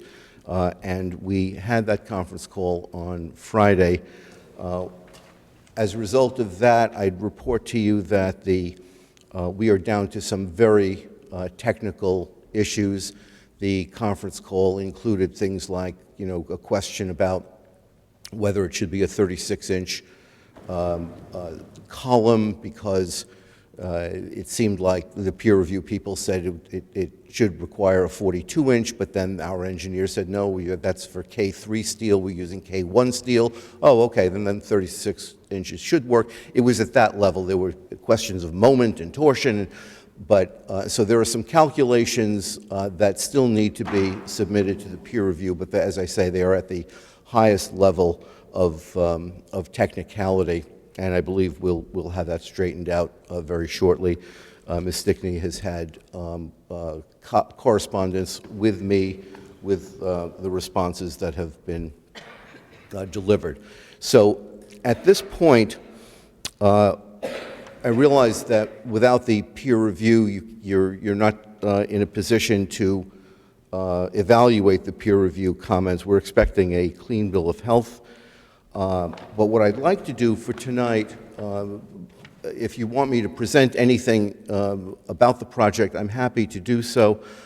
But we're expecting that we would have a March meeting on this as well. And to make that more productive, a couple of things. I would ask that the board direct the planning department to allow us to begin discussing conditions. I expect that the conditions, that the template for conditions will start with the electronic billboard that's already up at 340 Wood Road, and I think that would make the March meeting a lot more productive. You'd be able to have those conditions completed, at least at the staff level, and ready to go.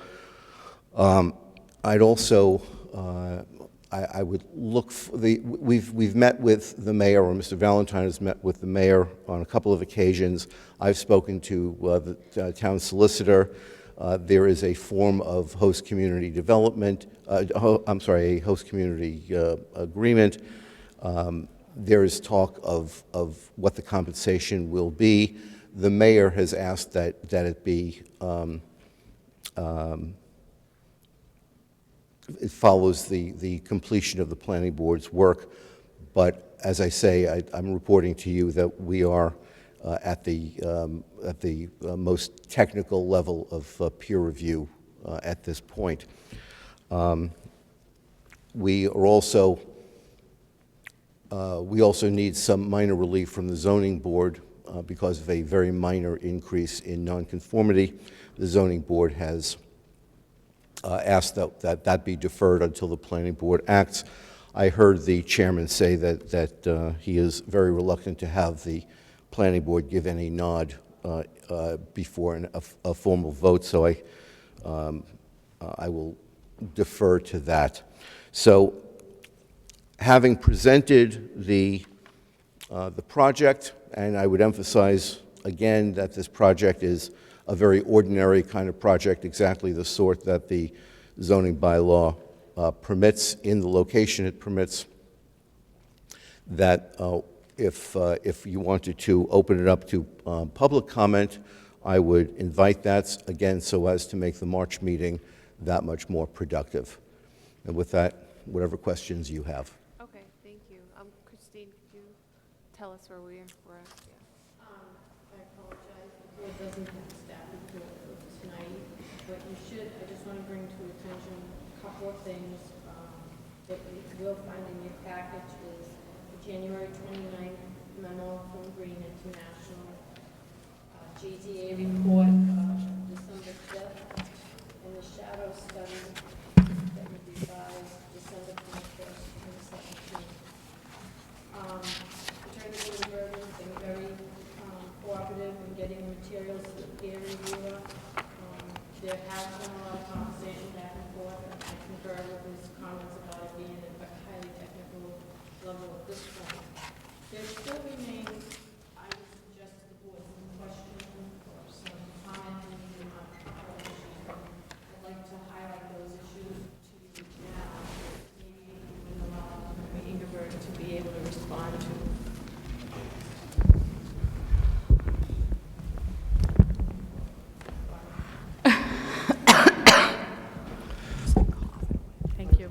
Thank you.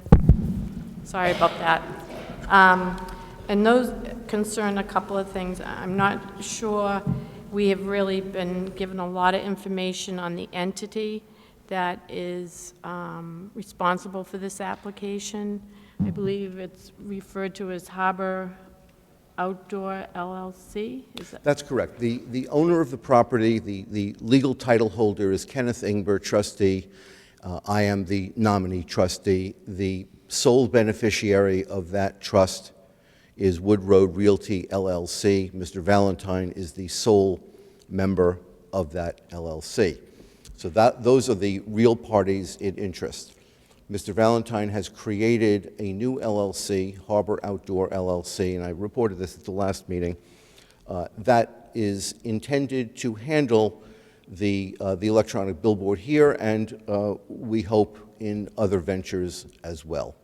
But for these purposes, so we are, you may see Harbor Outdoor on plans, you may see a check coming from Harbor Outdoor, but the real party in interest is Mr. Valentine via the LLC, who is the sole beneficiary of the trust. So you have the owner of the real estate as the applicant. That may be unusual in this kind of situation.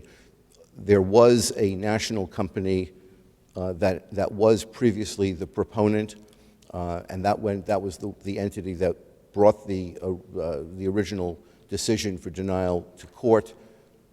It was brought back on remand.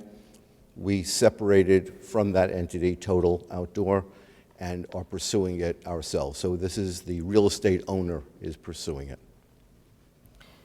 So if I may, through the chair, to Attorney Ingeberg, I think one of the questions that staff has is understanding that we have in the past with other applications had certain conditions that dealt with the operation of the billboard.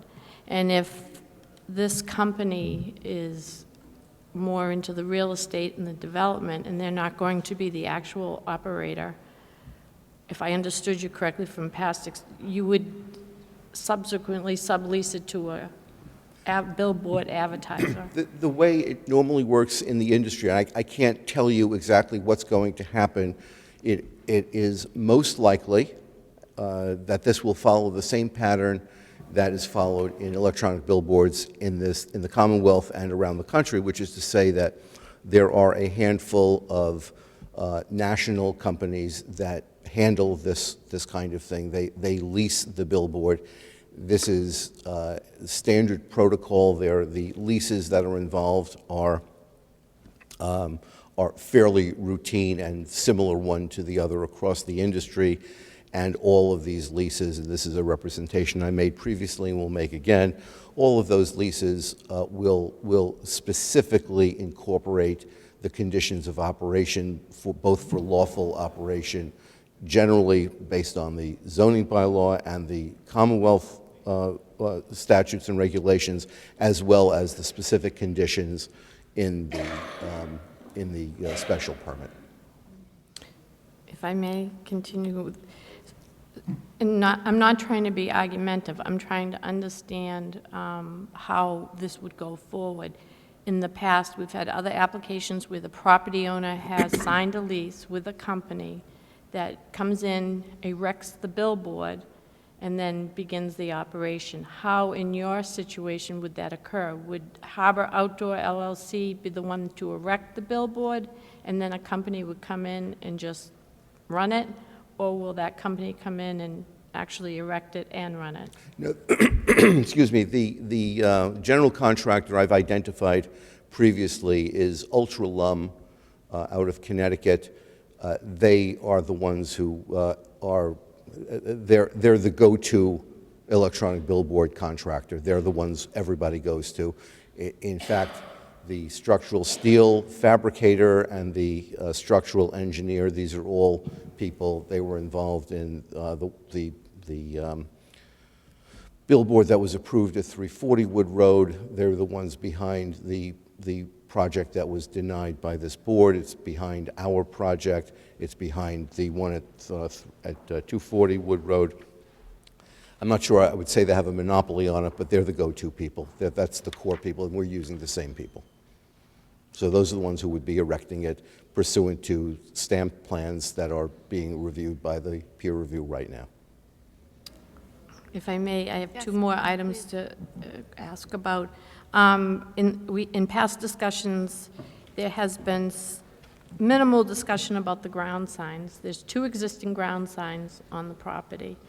And if I understood you correctly, at the first public hearing that we had upstairs in Johnson, you were amenable to removing perhaps one of the signs. Is that still the proposal you would put forward to the board? Yes, it is. This is, we would expect this would be a condition that we would incorporate at the staff level and present to the board. Yes, the idea is that we would be removing the sign for the Fit Factory, and we would be incorporating that into the existing sign for F1, so that there would be two entities that are being advertised on that one stanchion, and that it would not exceed 150 square feet, which is the maximum allowed by right. I'm not sure, through the chair, how, and this may be something that we would have to consult with our solicitor on. The issue has always come up how the signs came to be with the history of the property. And because it has been there, particularly the F1 sign, for some duration, there doesn't seem to be any permits or approvals that we can come across. We come across an application that was submitted with a check attached to it, but our building department doesn't have supporting documentation that what's erected today was what was approved through a permit.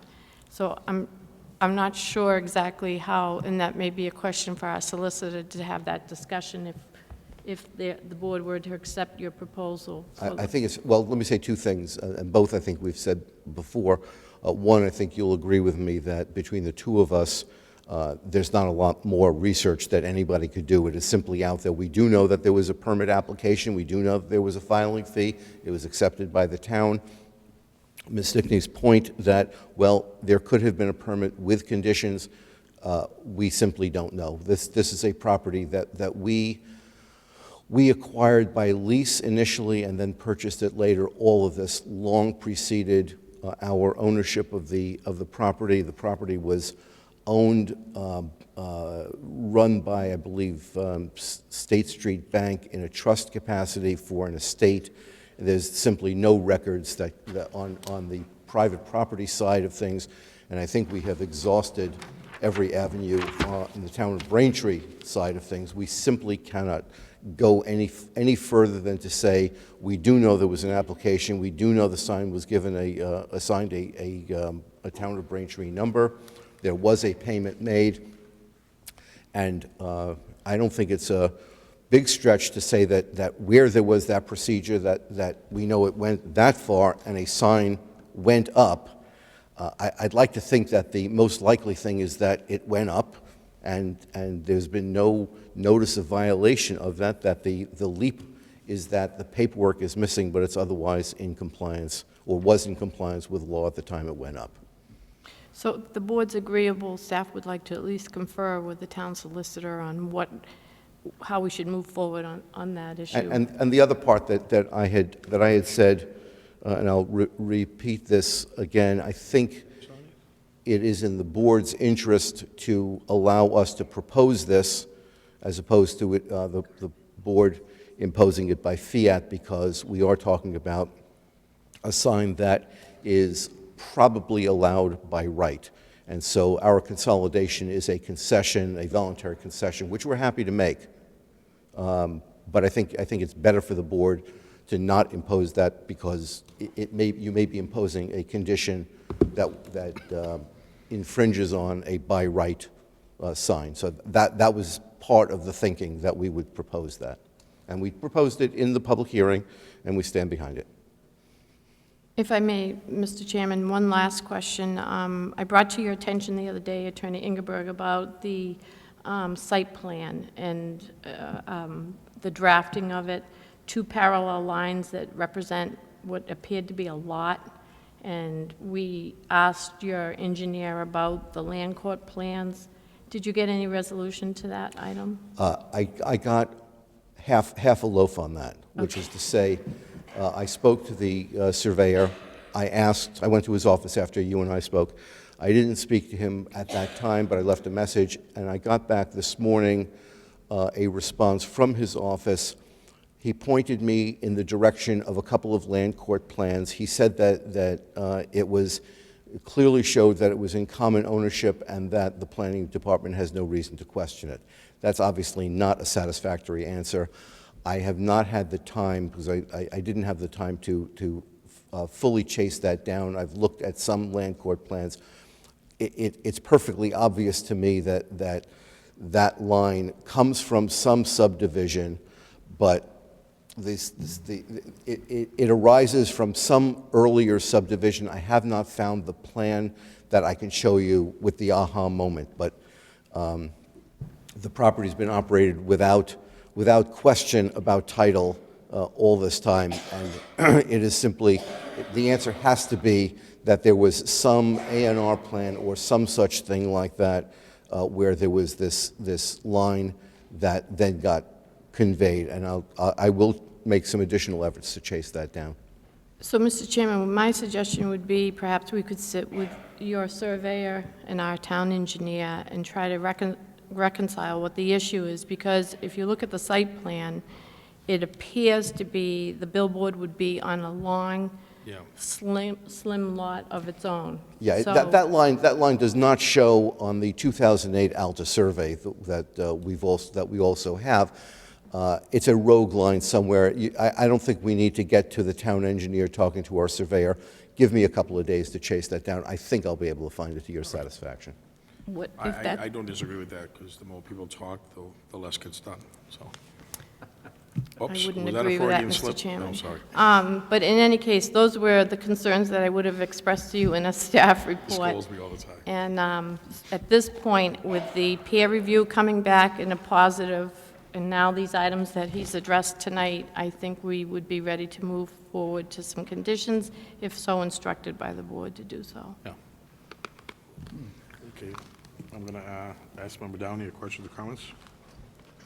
I have no questions. Yeah, this sounds very important. Member McCamey, any questions or comments? No questions. Member Eng, any questions or comments? Member Joyce, any questions or comments? Just a point of clarification, on the peer reviews that are dated the end of January, did you say that those were responded to, or you're working on responding to? There are three flavors there. There was a luminescence issue. Yep. There was an electrical issue. Yep. And there was a structural issue. I'll put structural / geotechnical.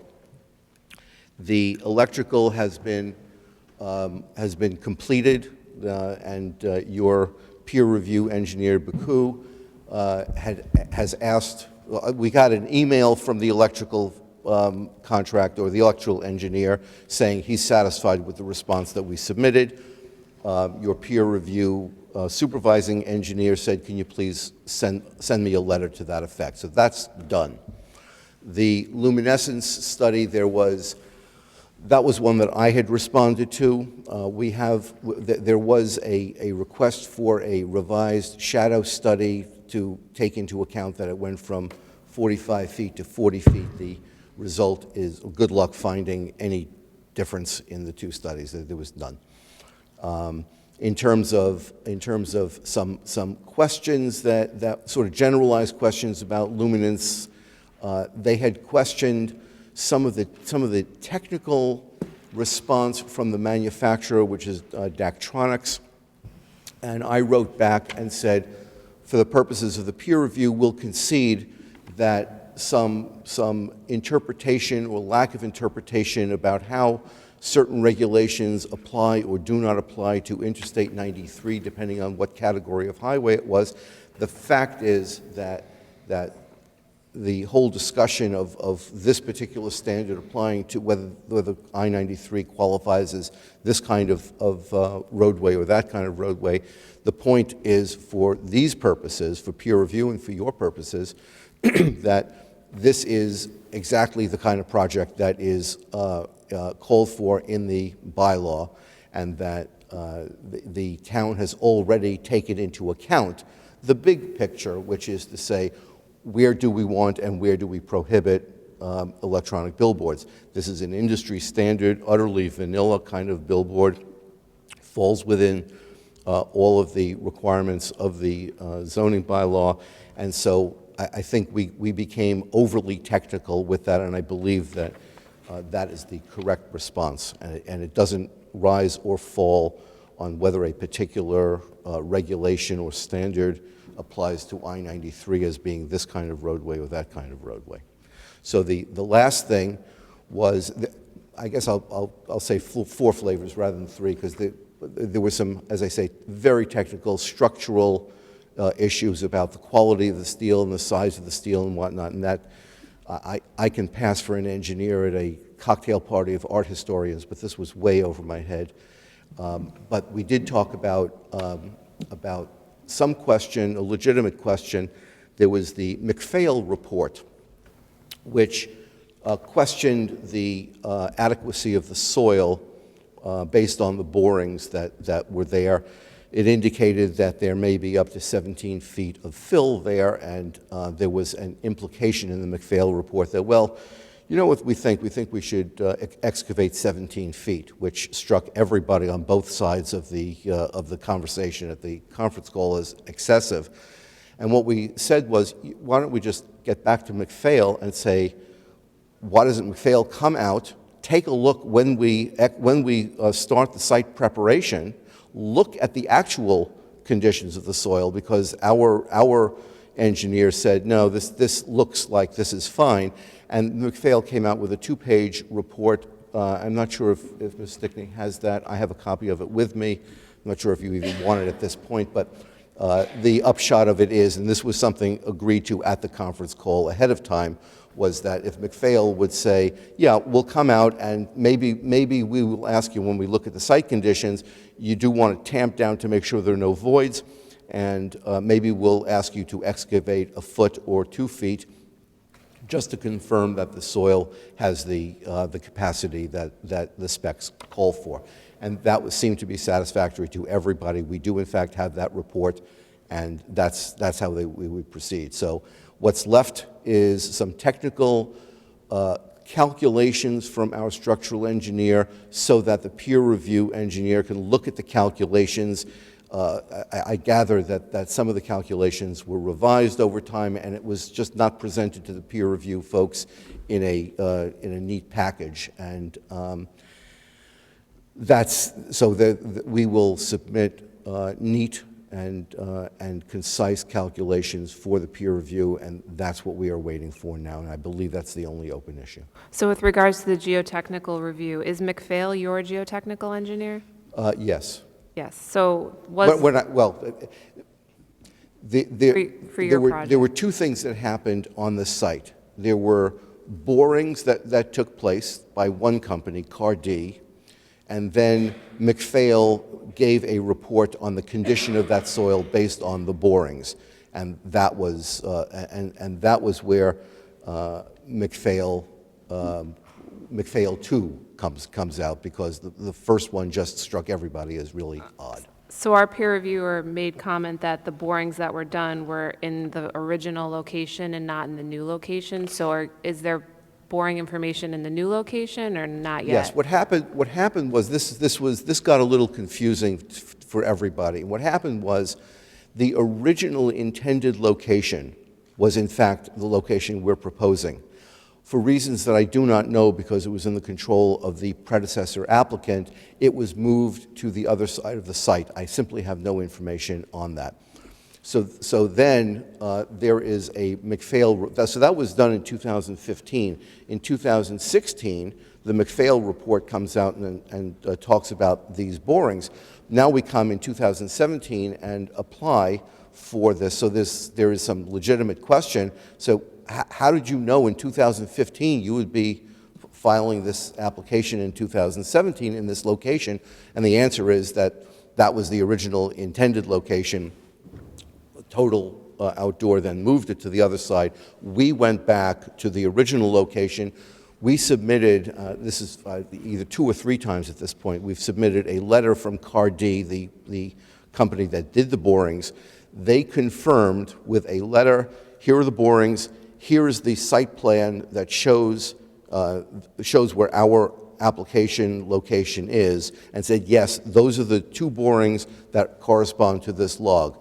McPhail did 2 reports. One of them was in, I'm going to say, November of 2015, and then May of 2016. And the May of 2016 refers to the current location because it also refers to our other report for that other site on the other side of the lot.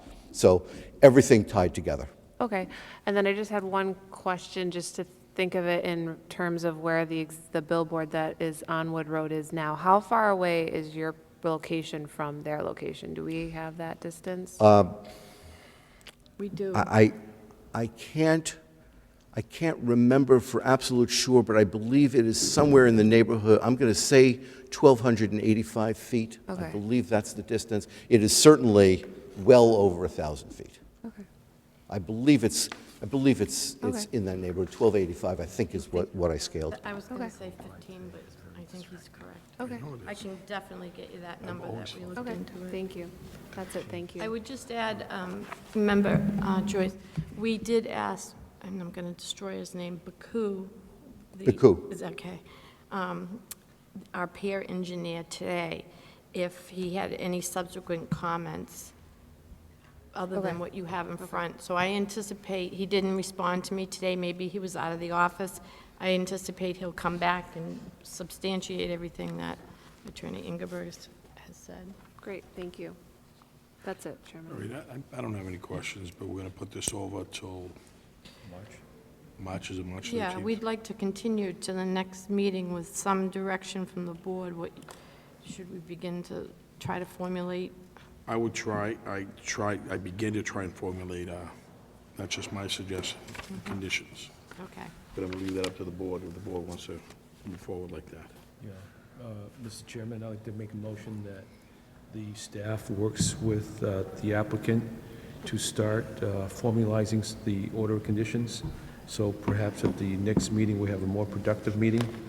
So I'd like to make a motion to continue the public hearing till March. Sure.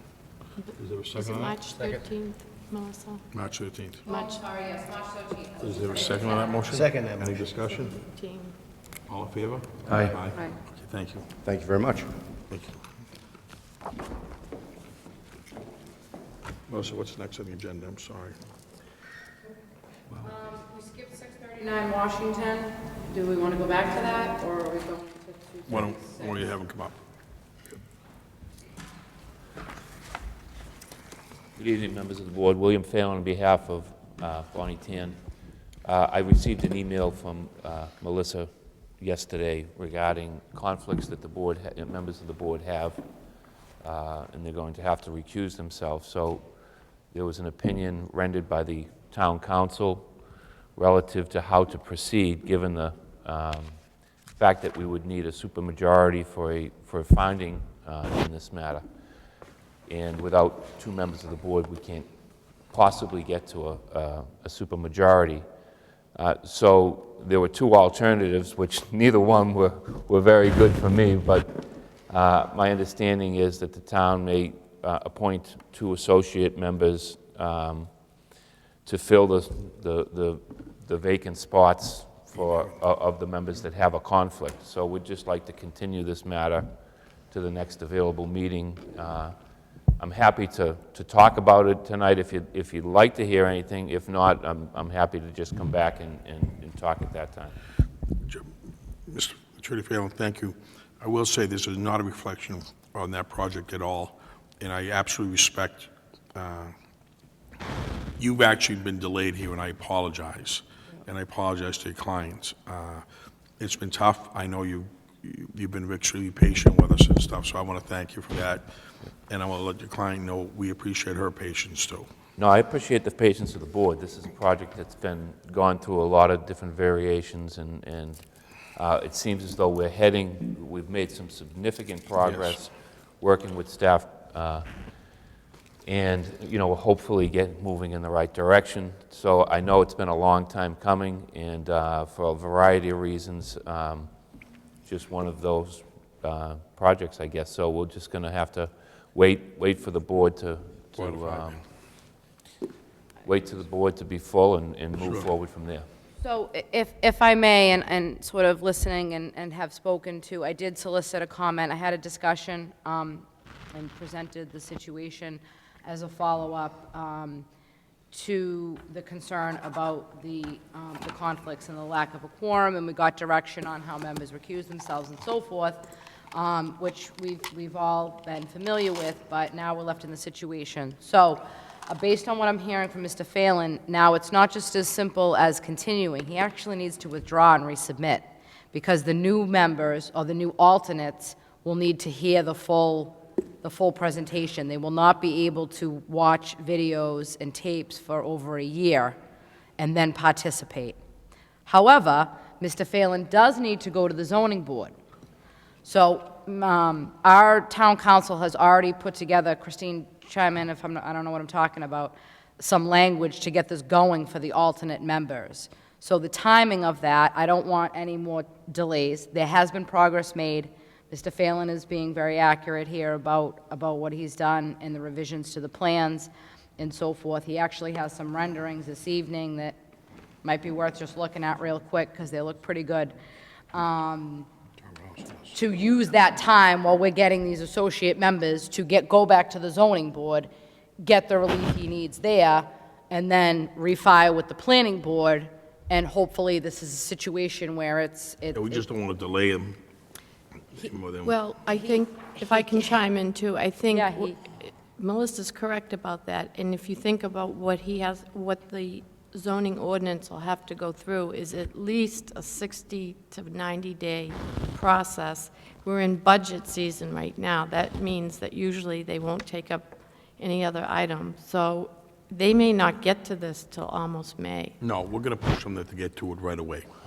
I'm just saying. I understand. I'm being realistic about I know, it. but right now, sometimes we need to push for something. Okay. And it's not fair to the applicants. No, I So we know have to that, push but I for- want to be upfront. And I know you, and you said it, and I respect that. But sometimes we have to push things for hard, you know? Mm-hmm.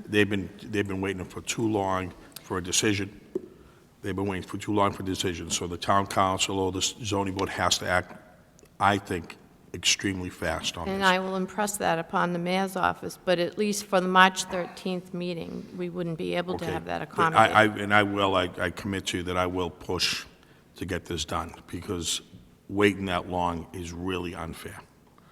You know, this is not a major transition or major change that they can really expedite it quick. This whole issue is somewhat, I was aware of the potential conflict at the last time this was scheduled, don't get me wrong, but the most recent opinion of the town council was just forwarded to me yesterday. I appreciate the concerns regarding the zoning, which we would have to go back to anyways because of the extent to which we modified the project after we had left the zoning to try to take into account some of the planning board's concerns, we would have been required to go back to zoning anyways. So, you know, we're happy to apply immediately to the zoning.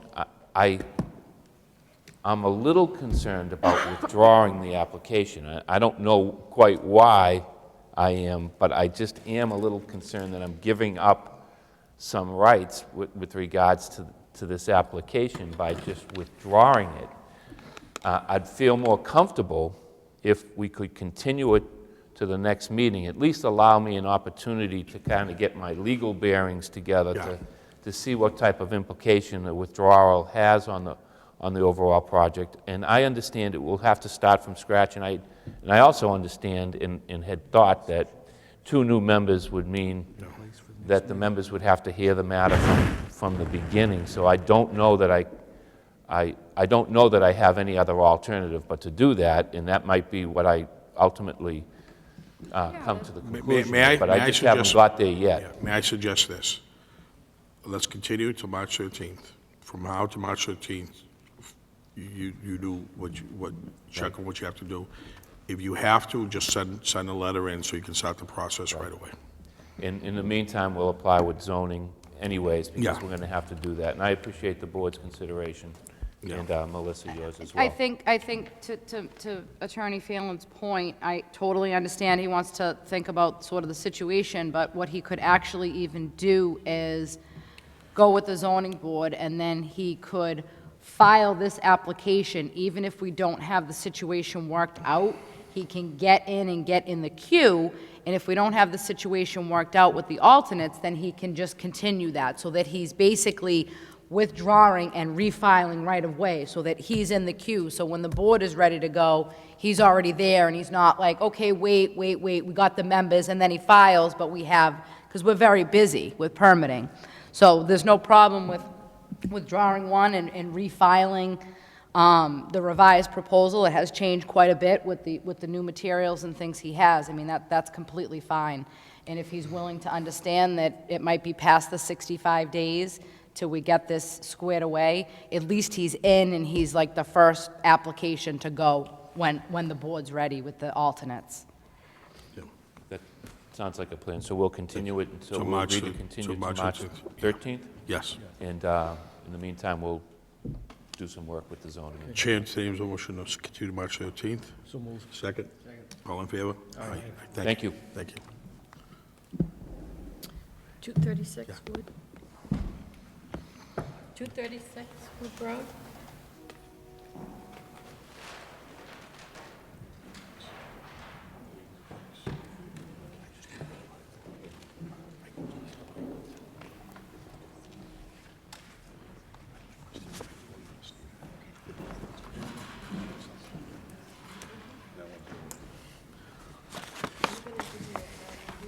Yeah. Hi, how are you? Chairman. It's been a long night, so sorry for the delay. Not a concern, you know. Thanks. Mr. Chairman, members of the board, Thomas Moriarty for PGG Outdoor LLC, DBA Logan Digital. This is the second appearance before the board. It does go back a little way, so I'll just cover some of the basics and some of the changes in the proposal since we appeared before the board the first time. This is obviously an application for a special permit to authorize the construction and operation of a billboard on 236-240 Wood Road. Logan Digital is a family-controlled local business. The principals have been in the industry for 40 years. Representatives here this evening include Allison Goldberg and Janice Espinel. Logan Digital is the lessee of this property. They are the business. They are in the business of operating billboards. They have other digital billboard locations in the Commonwealth. So they are essentially the operator that will be operating this project in connection with this special permit grant. The application, as I've said, has been supplemented since our initial appearance here in November.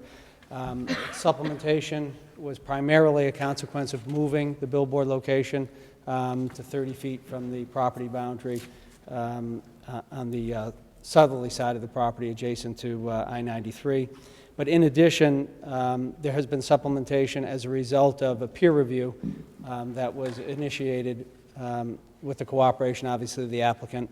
And I don't want to go back through what I've covered already. I don't want to go through the specifics that we've already addressed in the papers, but I did just want to go briefly through some of the changes with regard to the application. The first of which being the renderings. So there has been a change where the sign is 15 feet higher than it was when we were here in November. It's actually 16 feet higher in terms of elevation, but the sign itself from the ground is 15 feet higher.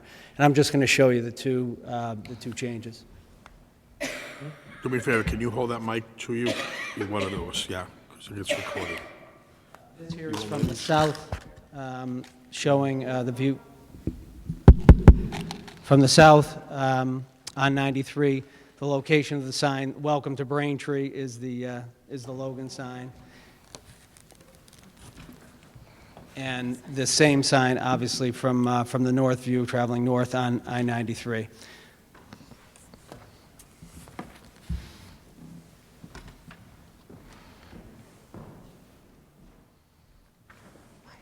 The specific changes with regard to heights and details, I've referenced already the increase in elevation, but it brings the sign to an elevation of 115.6. The sign elevation above sea level to 190.6. The height of the sign itself is 75 feet, which is consistent with the bylaw. The other dimensions of the sign are the same.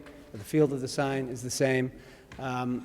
With regard to the structural changes, the only change of note, or two changes of note to point out, are that the sign itself structurally is supported now in the middle of the sign because of the height. The sign has been moved over so that the supporting pole is in the center, and the foundation itself has been increased in size due to that increase in height.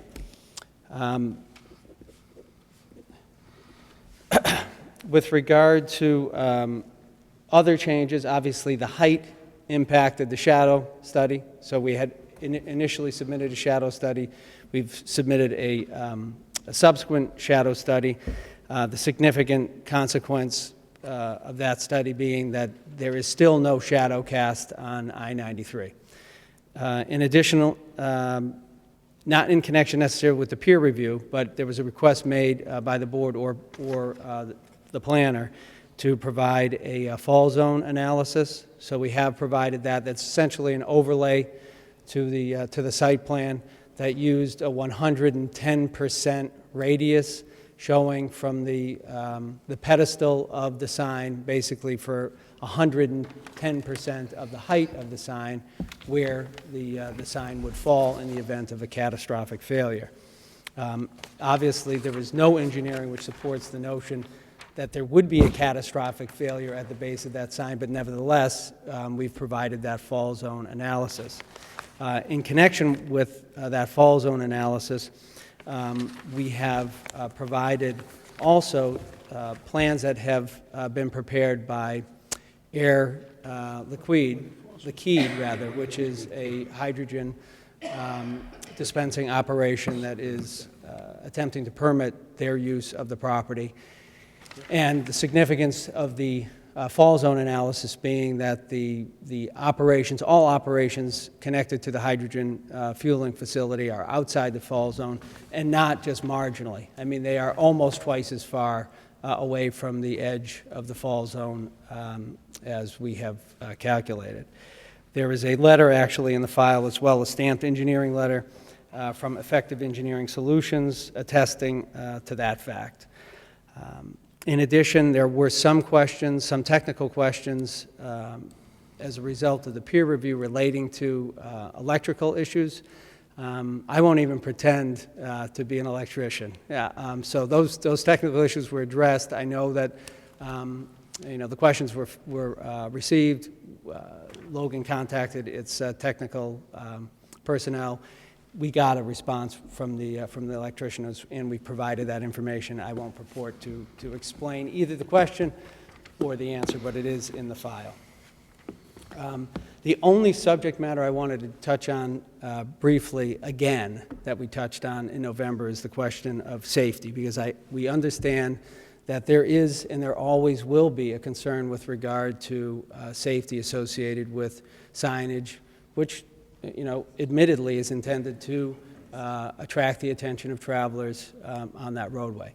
I don't expect necessarily to change anyone's opinion here this evening, but I did nevertheless want to point out that, these studies, have been conducted consistent with the scientific method.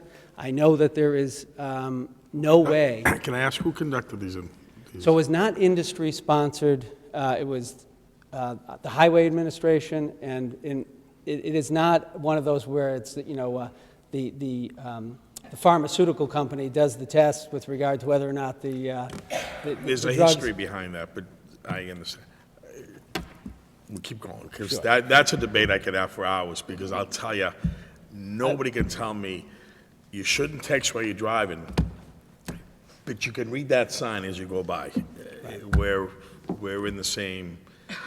I think we're at the same place we were Yeah, exactly, during yeah, our so, discussions. yeah, I'll just keep turning the page. And the last point, very briefly, I want to touch upon, because we did talk about it briefly in the last, is that there are obviously community benefits associated with this, not just economic benefits. And it occurred to me, actually, in connection with some of the responses that were received from other boards that were solicited in connection with the peer review as to whether or not they had a position with regard to the signage. And initially, you'd think it made sense that some of those boards did not express an opinion, because they're not, their oversight isn't necessarily tied with regard to safety and the other concerns that are presented to this board. But it did occur to the applicant that every board, every municipal board, every public service agency, even private public service agencies in the town of Braintree should be interested in, if not just this sign, some signage being developed, because there are requirements with regard to providing public access to that sign, that certain public service messages will be displayed, so that there is an inherent benefit, even though, if you accept that there are risks associated with this undertaking, as there are with any undertaking, just the mere act of driving on I-93 in the morning and in the afternoon. But there are benefits, too, that the municipality can achieve, not simply of a financial or economic basis. And that's all we have in terms of supplementation. It is all in the record, so I didn't want to belabor it, particularly given the hour. No, I appreciate, and I also appreciate patience waiting all night for this, so I'm going to open up to the board right now. Mr. Chairman, before the board asks some questions, could I just, Sure, absolutely. Again, I apologize for not preparing a staff report for this evening. A couple of issues that we wanted to just pursue with you, if we could, and get answers for the board tonight, is on the hydrogen station. I know that you provided us information, but where is it actually in the actual status of being operational? My understanding is it's still in the permitting process. We do have a representative from the corporation here this evening. I know if there's any incorrect statement I make with regard to that, he'll run right up to the podium behind me and correct me. But I understand it is still in the permitting stage presently. Can we, through the chair to you, to the gentleman, is it something that will be online within, say, the next 90 days?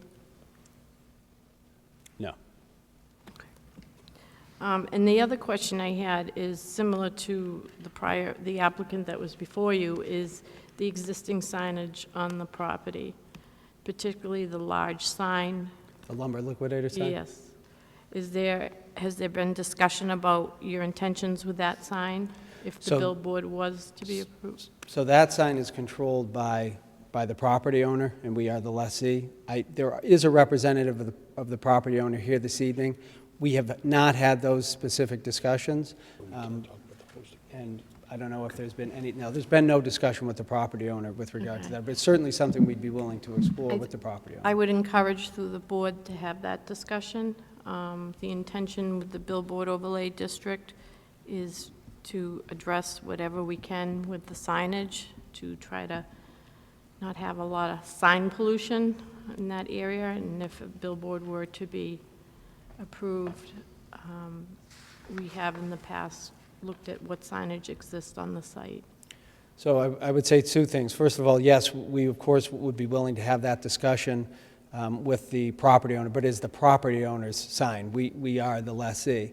The second thing I would say is we have looked at the bylaw with regard to that sign, and the sign as proposed is permittable despite the existence of that sign. So it's not technically an impediment to this board granting approval. There is no, it's consistent with the bylaw, but I understand the concern that's being expressed. I think we'll be doing the same research that we've done with the other applications to determine all the permits are in proper standing for all the ground signs on the property. The other question I had, and I'll be honest with you, I have been away on vacation. I'm back, unfortunately. But I did not have time to look at the fall zone analysis. How does it relate to the building that is what would be Lumber's Liquidators? So Can you just talk, I mean, the sign's in fairly close proximity to that building. Did it fall within the fall zone? The building itself is within the fall zone at about a little under 50% of the diameter, or the radius, rather. So that building is within. And if I may, through the board, the hydrogen, you said, if I understood you, is completely out of the fall Completely out. zone. Does that include that area? I think there's an existing, I don't know the correct terminology. As you pull into the parking lot, it's fenced off, and then The pad area? there was some type of structure. I don't know if it, No element connected to the hydrogen fueling facility as proposed is within the fall zone. In fact, you'll see on the fall, it's a fair distance away. I apologize, I haven't looked at that. No, no.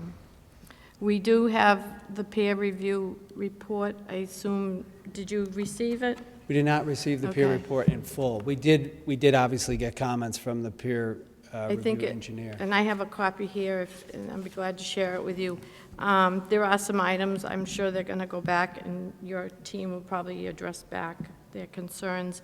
It came in on the, I believe, the 2nd of February. We have not, I haven't had a chance to talk with Baku, I think is how you pronounce his name, about some of the concerns with this application. I just wanted to bring those items up before the board members asked. Thank you. Thank you.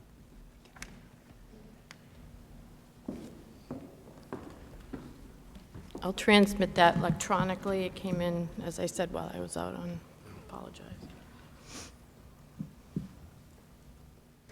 I'm going to ask the board, do you have any questions or comments? Modell? One question. First, what is the hydrogen fueling station used for? What do they actually do there? Fueling automobiles. Those hydrogen vehicles are going to Yes. pull in there? Yes. So they're going to store a lot of hydrogen on site? Is it? No, not a lot. It would be the equivalent of a couple hundred gallons of gasoline. Okay. And the fall zone you have is 1.1 times the height of the proposed billboard, is that correct? And the billboard you said was 75 feet? Yes. And how close, I think Christine asked you the distance between the hydrogen station and the board, do you know? Specific distance? I mean, it is to scale. The fall zone plan is to scale, so outside the fall zone,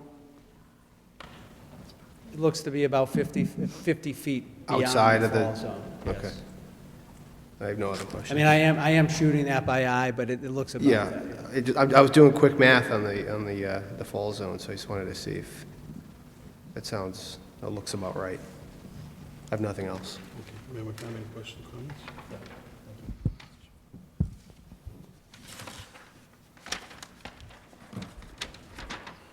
So in the drawing that you provided us of the fall zone, there's no elevations. And when I look at your picture, and I think your photo, you know, if the darn thing falls, it's going to fall right at 128. So correct me if I'm wrong. looks like it overhangs something, but again, I can't tell by the elevations. But just looking at your photo, it looks pretty easy, like it collapses right on the road. It falls at least to within the right-of-way, but I understand the question is whether or not Okay. the edge of the roadway is within that fall. Highly confusing, but, you know, when you look at the picture, it's pretty compelling that it's not good. So, I would also endorse the planning director's comments about the other signs. You know, just as we discussed with another applicant this evening about the other signs and, you know, discussed the relationship, lessor, and so on and so forth, I think that, you know, that's an important issue that you need to address. The additional sign, the ground Yeah, sign. absolutely. It's the whole piece of property, you know, what are the issues involved with the entire property? My last question is, what's your rationale for raising the sign 15 feet? You know, when in virtually every case, we've tried to bring, you know, the sign height down. So, yeah, so that was premised upon the sight lines. Had it been sited correctly to begin with, 30 feet from the property boundary, it would have been at that height. It was certainly not the intention to relocate just to increase the height of the sign. The engineer placed it in a location that was within the setback, and when we noticed it, we adjusted. So it's not a question of motivating the move to get the extra height. It was a consequence of having to move the sign Well, back. yeah, you know, but, you know, from our standpoint, every single applicant who's come in terms of, you know, making it higher has been met with resistance. I think, you know, speaks to what the chairman was, you know, discussing in terms of safety, increases the risk in terms of the size and, you know, foundation. I'll let the other members discuss that. So I would also say that that's an issue as well, something you might probably want to seriously review. So that's all I have, Mr. Chairman. Thank you. Yes, I have one question, sir. You have been involved with erecting these signs in many places, right? My client has. Oh, your client has, okay. So they must know that when a sign like this goes up, driving down this highway, and I drove down this highway today, and there was already a sign up there. Can you tell me that they're not going to display the electronics? This is an electronic sign, right? Yes. Okay. They're not going to display the sign within the travel distance, miles per hour, lawful miles per hour, that sign won't change within the sight distance of the vehicle traveling down that road? You understand my question? I do, meaning that no one driving there would see the instance of a change. Right. Yes, I don't know the answer to that question, but I will get it. Because today, I happened to turn to try to catch the second sign coming on display after I got by it. Do you understand Yes, what I do. I'm trying to say? It was distracting enough to you when you were driving on Right. the roadway. So, you know, when Mr. McCamey mentioned that, I immediately thought about my travel down that road today and seeing that. And I just want you to come back and tell us what the frequency of the change is. So the frequency of the change, I think I can tell you. What I can't tell you is whether the frequency of that change would eliminate the possibility that a change would occur within the sight lines of someone driving down the road. The longer expanse is probably coming up north. So that's the question I would have to answer. My suspicion is, quite frankly, that the signage, that there will be instances where traveling within the speed limit, you could see a change, because no matter what the duration is, it is certainly possible that you're within that window anyway, because it only takes a moment. That's in fact one of the things we would argue is an upside with regard to the safety associated with a digital sign versus the ones that flip slowly. Honestly, what you call them escapes my recollection presently. But there'll never be an opportunity to guarantee that a driver won't see that change, because it does happen in an instant. You know, the other thing I want to mention is the driver has the worst sight line going down the fastest lane to see those signs. The passengers on the right-hand side will have the largest advantage of seeing your sign because it's so high. But for a driver to see it that high, that sight line is almost virtually impossible as you're going by it. Check that out. Right. And in some respects, that cuts in favor of the notion that it doesn't distract the driver if they can't see it. But the reality is, of course, the road goes both ways there, right? So you no matter what, the sign is visible from both sides. You know, the thing is, if you see part of the sign, you want to see the whole sign. You know what I'm saying? I think I understand exactly what you're saying, Mr. All right. Lang, yes. That's my only comment, Mr. Chairman. Thank you. Joyce? Thank you. I guess to chime in a little bit on the comment about elevations not being on the plan that was prepared, you note approximate ground elevation at the sign at 115.6. Where is that information coming from? So the elevations are there, they're just not on the fall plan. So Oh, okay. I didn't see that. There was a bundle of I know, I didn't see it on this. right in front. this plan is part of the record, and it does have all the elevations. They just weren't, I don't see any elevations on that plan either. so they're all listed. I know, but where are they coming from? Where's that information coming from? I mean, the engineer prepared the plan. I don't know where they got the elevations, but That's my question. Yeah. So where is that? Typically, when we see elevations on a plan, it's more comprehensive, and you can relate the elevations at a particular location to areas around. So it would be helpful if we had a plan, and in past, the applicants have provided plans with complete topography down to the edge of the pavement on Route 128, so we're able to also analyze how high the sign is at the exact location, but also how tall it is relative to the edge of pavement. So I think that would be helpful if we could get a complete site plan with elevations, and then we would know what the actual elevation was at the proposed sign location, rather than it looks like an approximate elevation, and I don't think it really notes where that came from, or I didn't notice on the plan. So I think that would be helpful. And then, I think at one point we had a couple renditions of the location of the sign from the highway.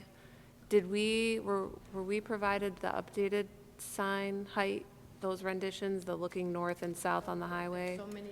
Yeah, we had that back I'm in not sure that we have. November. I think I was just looking in the file. Driving on Route 128, looking at 500,000 with the new height.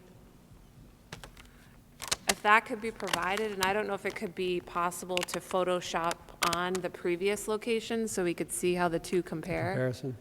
Sure. That would be helpful. At least I think that would be helpful for me. Do you know, and maybe this can tie in with the, any updated survey information you might be collecting, do you know how close to the termination of the on-ramp there the sign is? Where the edge of the pavement for the on-ramp Distance? is? No. Not close, or we don't know? No, I don't know the distance. We did have a distance with the former application on this property. That was on the other side of the property, Okay. and there was an issue. I remember it was close. I remember, I mean, all these areas are close to that on-ramp, so if there was any way to give an approximate, I whether it's can work with them GIS-based or and- something? Yeah, we can get, I Sure. think I can explain. Okay. And then, I don't know if possible to show the approximate location of the hydrogen station on the site plan, just for, even if So, noted as yeah, future reference, sure. just to keep it on. Yeah, we the have it record? shown separately. We'll just transfer the location on so that you see it in one place. Okay. And then in the peer review, the geotechnical review from our peer review notes, it looks like maybe they noted there weren't soil testing at the exact location of the billboard. Has there been soil testing done at the exact location of the proposed billboard? The soil testing, I believe, was at the prior location. Okay. Are there plans to do updated soil testing at Yeah. this location? Well, I can't say if there were before you just asked that question, but there are now. I mean, it's in yes, the peer yeah. review, so I didn't know. Sure. I know you No, haven't had a it hasn't chance been to look raised at to that, us, but yes, yeah, we okay, absolutely will. Okay.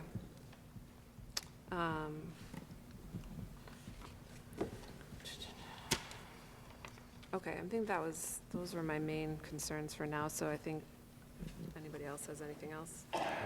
Thank you. Okay, I don't have any, just a comment. The studies reference the safe amount of time to take your eyes off the road. Then you have to add on how long it takes you to read a sign. Then you have to double that because you read 2 signs, and you're over the amount of time, the safe, which is the industry safe, the industry-determined time that is safe to take your eyes off the road. If you double it with reading 2 signs, you're way above the number that's safe to take off the road. That's just a study I looked at, too. If you compare different studies, the amount of time you take your eyes off the road to read 2 signs is way above what's established a safe time to take your eyes off the road.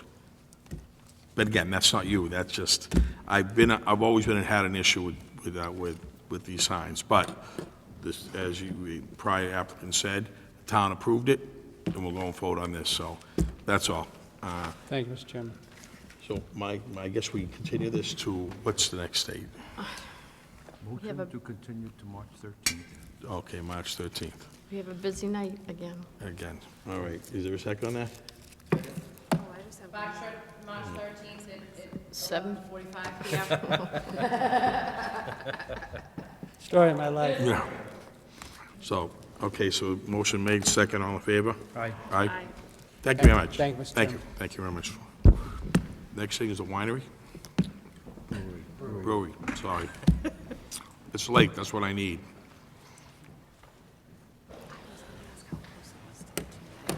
I was gonna punch you in the eye. I know. Okay. Attorney Moriarty, could you sign the extension when you have a sec? I'm sorry, keeping, I second.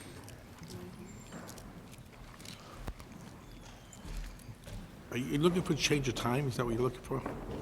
Are you looking for change of time? Are you looking for change of time, the brewery? You gotta go there. Okay. Well, isn't that a license? I got a text saying it was a license board thing. For change of time. Okay. All right. Good to go? I'm Colin Foley, I'm representing Widowmaker Brewing. I'm here today, we're intending to extend our hours. Oh, I didn't open it up? I'm sorry, yeah. This is Sorry, I a thought it was open. modification of a special permit. There's a notice, yeah. We, the last time they were to have their initial meeting, we had to cancel, so I apologize. Can you find it there? Right in front of that. Yeah, I know, I was gonna, okay.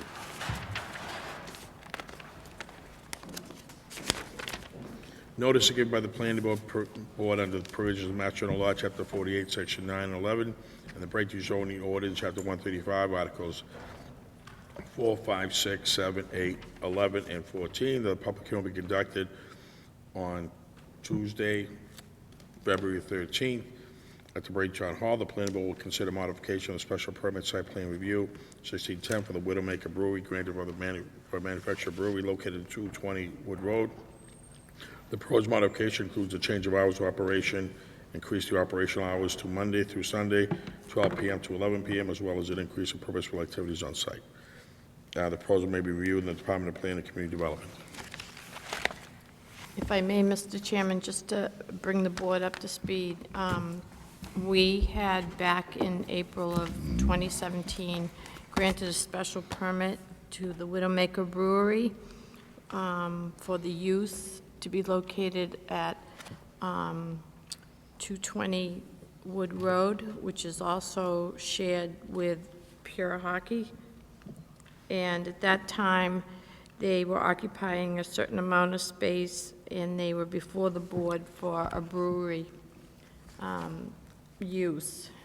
As you know, we don't have that particular use listed in our use table, so that it was assigned the use of a light manufacturing, given the nature of the operation.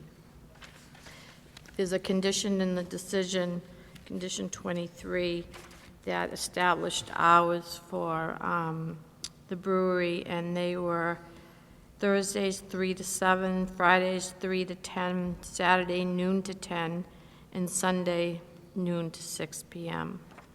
And that was condition 23. It also established, they went to the Zoning Board of Appeals for relief on the parking, along with Pure Hockey as well, and that's in this report as well. They've been open, they've had very good success, and now they have some other ideas that they'd like to put forward and discuss with the board, and Colin's here tonight to tell you about that. Please go ahead. Okay. So, yeah, Colin Foley again, representing Widowmaker Brewing. Here tonight to try to get our hours extended from 12 p.m. to 11 p.m. 7 days a week. At this point, I don't know that even with approval that would jump into that for taproom hours right off the bat. But as we're growing, business is doing well, especially Thursdays where we close at 7. We've realized that people are coming in more between 6 and 7, and we're having to kick them out. So I do think that's obviously missed revenue for us, where if we were open till 11, we'd be able to service those customers and potentially some more. So as it stands right now, we have had, like Saturdays are our busiest days. Pure Hockey, I know there's been some concerns with parking, obviously with the ZBA. I believe Mayor Sullivan provided a letter from Mike Logan, who's the GM at Pure Hockey. He wasn't able to make it tonight, but he attested to the fact that though we're both occupying the same parking lot, we can have really busy Saturdays, which also tends to be their busy day, that the hours that they're busy don't really coincide with when we're busy. I forgot my easel at the brewery, but I do have some pictures I took various times throughout the, sorry. So, yeah, it took various times throughout the past couple months, anytime from around noon up to, I believe it was 6:30 p.m. At no point, as you can see from the photos, there are more than a handful of cars there. So, yeah, basically, we're looking to do what we do the other days we're already open, just continue that through the rest of the week, and then potentially, even if we don't open their tap room off the bat, maybe like we can hold, we get a lot of requests for corporate events, so like company Christmas parties and whatnot would be able to, instead of shutting down the tap room, we could steer them towards what are the days that we're not operating the tap room, but they'd be able to use the facilities. Okay. Thank you. I'm going to open up if anybody wants to speak.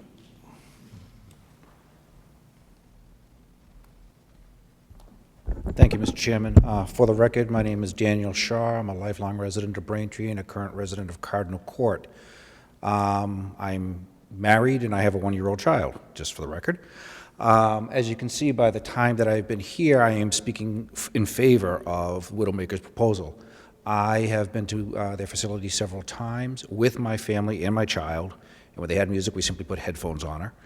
No, she did not have any products they produce on site, though they do have free Goldfish and Cheez-Its for children. I've also stopped in several times to buy their products. I speak in support of it. I do think they would benefit as a small local business to have extended hours, and I personally have never had a problem with parking.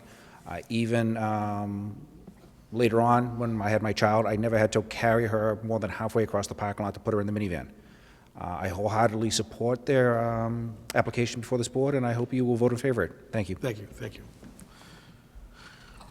There's nobody else here, so I'm going to open it up to member Downey. Any questions or comments? Christine, was there any issue with, it looks like there's some stuff about the food being served? Is there an issue with that? So- I mean, Melissa, I'm looking at you and I'm talking Yeah, about... yeah. Oh, okay. So if you remember, when they came to you, they talked about how the operation would work, and one of the requirements was that they would have to serve some type of, like goldfish cheese, it's some type of small, that was a requirement of their license with the ABC. In turn, they have also obtained from the health department a full kitchen license, which was issued by the department after we had issued the special permit. So they did have the ability with that license to serve hot dogs and things like that. We also have them, there's food trucks that come to the property and are outside in the parking lot. The food trucks are, they have to be certified with the Board of Health that they can serve. I don't know if people purchase off the truck and come inside with the food, maybe Mr. Yeah, we Foley- do allow that, so it's more like, if you were to, like, I guess, go to a park and have, or like, better example, you might be more familiar with, what are they called, wineries? So, where people go, they'll bring, like sandwiches and whatnot, and they'll go sit out on picnic tables. So it's a similar idea, but instead of being outside, you're inside our facilities. So we do allow them to, like, if you wanted to bring food, we welcome that, especially if they're partaking in having any of the beer, help space out, drink to drink. Obviously, craft breweries are a lot different than the Bud Light crowd, but yeah, something to help them keep them responsible. So to answer the issue about the food, it's really not our jurisdiction in that it's a Board of Health issue. But I would just remind the board that you gave them a special permit under light manufacturing, not under any type of food establishment, because the representation was that it was a brewery. Now, if the use is changing to more of a function, I can certainly understand how people may want to have events at the brewery. Our bylaw has lousy definitions for what's considered a function, what's considered a brewery, what's considered fast food. I don't have to tell you, we've all been down there. I don't know what to tell you as to how the food aspect of it would work.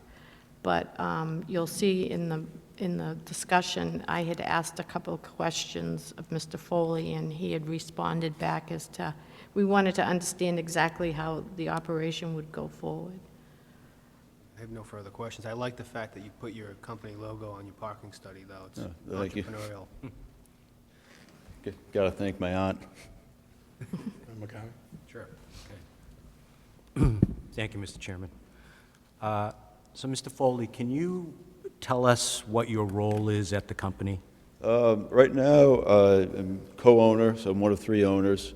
I do anything from the days where the tap room's open, I'm there, help managing staff, actually serving drinks myself, bossing tables, can be out back cleaning kegs, brewing beer, cleaning the equipment.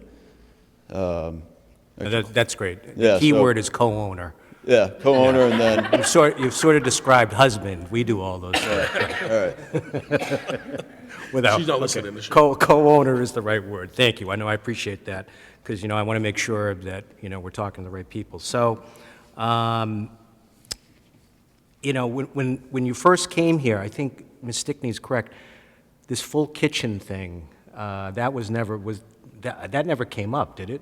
No, it didn't come up in the sense of the preparation of food. There was Yeah. a discussion about having the required... Yeah, because they were pretty snacks. clear that they weren't going to do food. Yeah, right. So Right.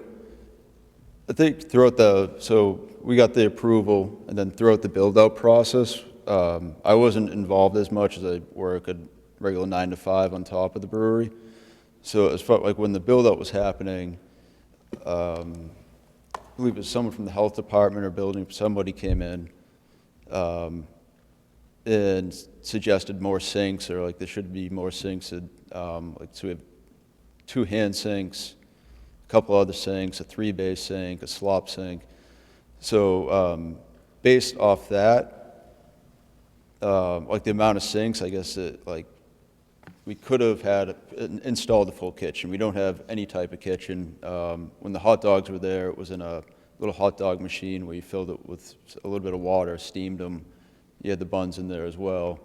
When we found out that wasn't kosher, after talking with Christine, I forget, it could have been back in November, October, we ceased the sale of hot dogs immediately. We still do offer the free goldfish, Cheez-Its, pretzels, and water. So it wasn't our intention ever. I think I'm an okay cook, but by no means ever want to be a chef. Prefer to stick to brewing and selling beer. Okay, no, that's perfect. So if they wanted to change this concept, then that changes the special permit, right? It does, if they... Okay, so that's important for you to know. Right. Mhm. Right, okay. So enough on that. So when I looked at this thing, my only concern was sort of what Member Downey was talking about, the food truck aspect, and, you know, I love food trucks, but, you know, how does the whole thing work? I mean, do you call them? Do they just kind of show up? Yeah, Is there a, you know, who's in charge of that? You know, the flow? I noticed you park them in the loading docks, you know, trash. I don't know, how does this affect us at all? Well, from a zoning standpoint, as I said, the Board of Health oversees food trucks. The Right. town does not have anything in their zoning bylaw to deal with food trucks. They're essentially just a mobile under the health department. How it affects anything that we deal with is with our parking spaces. So this use and Pure Hockey were given parking variances to allow them to go in, and they share their parking, and they were relieved of the parking. As I discussed with some folks today, if the food truck were to parallel park across 4 parking spaces, now you've lost 4 spaces.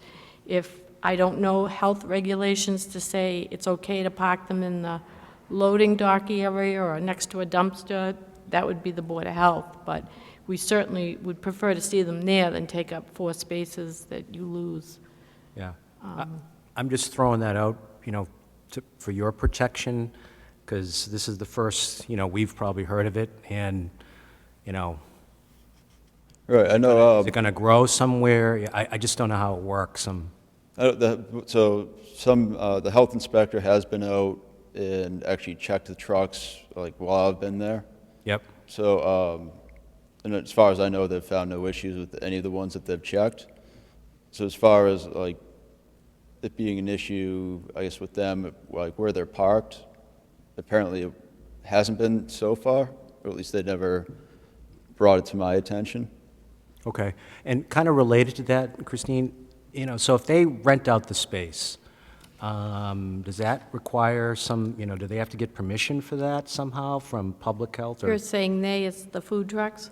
Well, no, I'm talking about Widowmaker. Oh, if they rent out the space? Yeah, if they rent it out for an event, you know. Well, again, it gets back to our definitions. I mean, we have catering and function halls Right. and things like that. You're kind of getting into a use that, yeah, it's not a cut and dry, you slide right into this use. I think the bigger question is the events and how it will relate to the parking lot and the circulation. And are events primarily anytime during the day, or will you be doing events more in the evening? You know, it may work okay with Pure Hockey if they're more of a day retail and your events are more in the evening. It's going to be something we'll have to, if the board's inclined to agree to the hours, we're just going to have to monitor it and make sure that, you know, the parking is occurring on the lot and not out on the street. Okay, so that was kind of my next question. Who's responsible for overseeing? Are we responsible? Is the health department, you know, So- it's getting kind of, It is, the lines get muddled, Yeah. but as far as the special permit's concerned, the parking would have to be looked at by us. We would rely on, say, the police department if there was a complaint made through them or through the mayor's office. Okay. You haven't had any issues, have you, Mr. Foley? Nothing at all. Yeah, I've heard good reports about it, so that, we want to make sure you're successful, but it's getting kind of complicated here. I understand why you're doing it, but, yeah, We've had no complaints about it. yeah, I'm just, the food truck thing kind of, yeah, okay. I'm all set. Thank you, Mr. Chairman. I just have one quick question. When this was first permitted, I had thought that this was a place where you taste the brew, they buy it, and take it home. Are you now selling glasses of?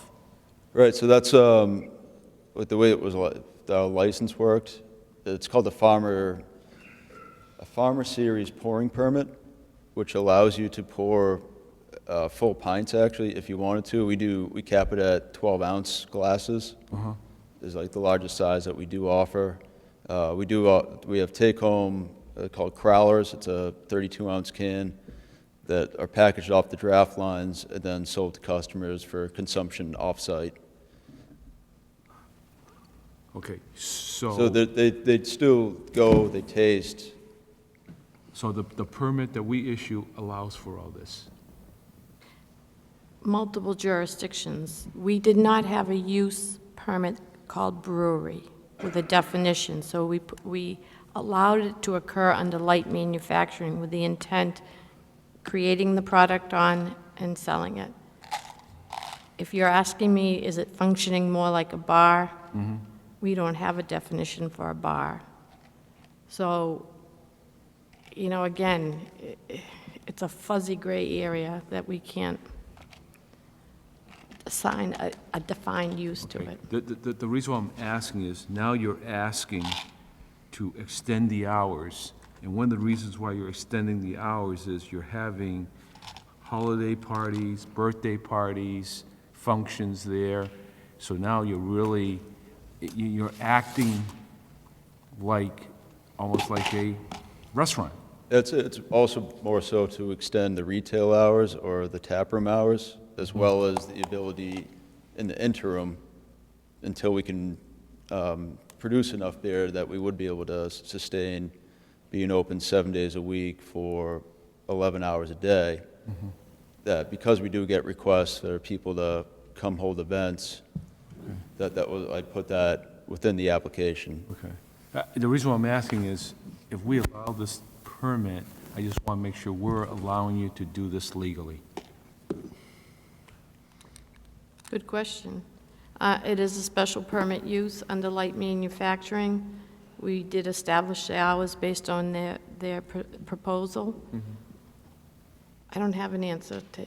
Can you ask her? Well, Yeah, we let can- me jump in. Is there any legal reason not to? I don't know the licensing end of it. Okay, so that's a licensing board. Okay. So I do know, if we got approval tonight for the hours, our next step would be go to talk to Annette in licensing, and then she would contact the ABCC.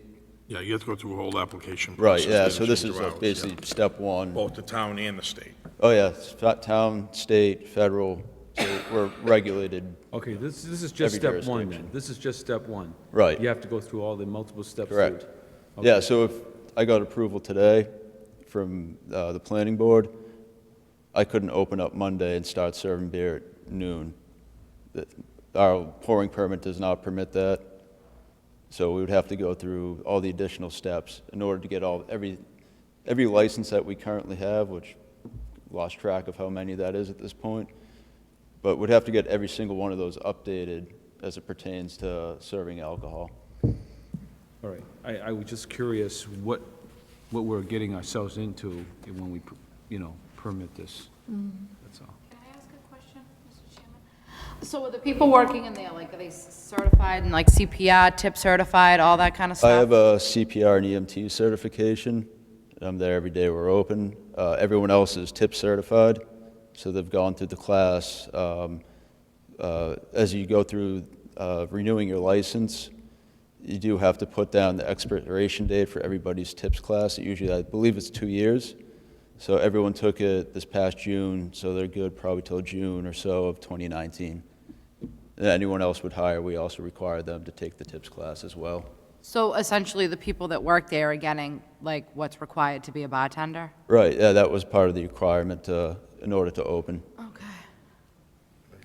I'm not sure, the licensing, does that involve common victicular too? Yeah, we do have a You do common have- vic license. Okay. I guess just in thinking of terms of parking,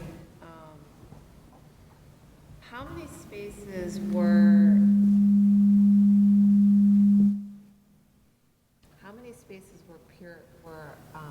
were there designated spaces between Pure Hockey and Widowmaker? And I know that there's excess parking, but just thinking in terms of like, So the entire site has 88 spaces.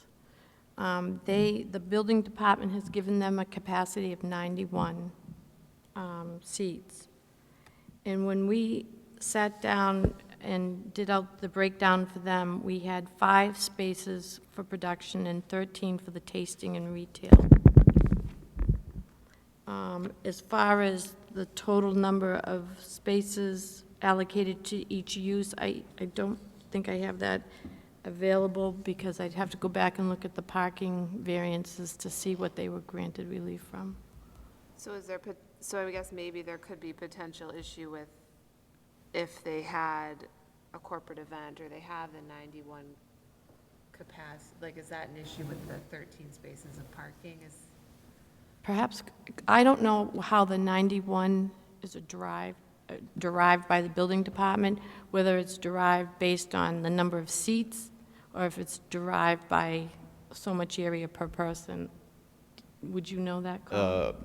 Honestly, not sure as well. I know I provided Russ the amount of seats within the building, and he in turn came up with that 91. Yeah, the building department, when we asked him what his capacity was, gave him 91. Oh, it's a combination of seats and then X amount of square feet per person, like either standing or, I believe bathrooms and egresses come into play as well. yeah. They like make sure there's X certain amount of space around doors and don't count that. And then, even people like standing against a rail, there's like, it's actually fairly liberal. Yeah. It's like maybe like 15 square feet or something like that per person or something. Like on a busy Saturday, do you have any sense for how many people are there at a given time, like at a busy time? We have hit capacity 2 times since September. One was for Craft Beer Sellers' anniversary party, which we hosted for them. And the other was for, there's some art hanging in the, like street art hanging in the brewery. And the artist had passed away, and so his friends and family packed the place. During those both times, I actually stood at the door and was the one keeping count. There were at least 4 spaces for Pure Hockey, like open at all times. There were people coming and going throughout that time as well. Okay. I do, just to give you an idea on the building, Pure Hockey occupies 28,473 square feet, and the existing building is 35,008, and they occupy almost 8,000 out of that. So the majority of the building is Pure Hockey. I guess just thinking in terms of, wanting both businesses to succeed and all businesses, future businesses to succeed, if at current breakdown, you have 13 spaces and 5 spaces for employees and 13 for customers, but you want to open it up to functions, and that may require you to continually need more than those 13, that could potentially encroach into the Pure Hockey spaces, which is maybe not a problem, but then down the road, if Pure Hockey is something else, and then your business needs more than that 13, I just thinking in terms of the parking breakdown from that perspective. I think, I have friends who, go there and, it's a great addition to the town. So we love, from my own personal perspective, would love to be able to see you succeed, but just thinking in terms of continued success and then continued success for whatever other uses might be up there, what makes the most sense. So I don't know. I mean, I think the hours thing, if you continued similar operations, maybe doesn't really, I think is, you know, probably fine from a parking perspective, but when you start to talk about other events where you have kind of more of a use, when you might have people that require more than those 13 spaces that you have, I think that, to me, seems like just more of a... One of the recommendations, and I don't know if you were successful in it, was we talked about the abutters around him. Was there an opportunity to perhaps have some agreement to be using? And one, I believe, was the printer next door. Right, that kind of, Did you pursue that with them at all? yeah, we did talk to him. It was more if someone slipped and fell, who would be liable? We kind of hit I guess, a brick wall with that. It's something we can definitely revisit as it pertains to events and whatnot. I feel definitely during like a regular retail hours, which I'd say like is definitely our priority tonight. But like whether events wouldn't be allowed would deal with that like another time. I'd say with retail hours, I feel there's as it stands, there hasn't been an issue yet. So if it continues, you assume it would continue the same way for the other days if it was open same hours.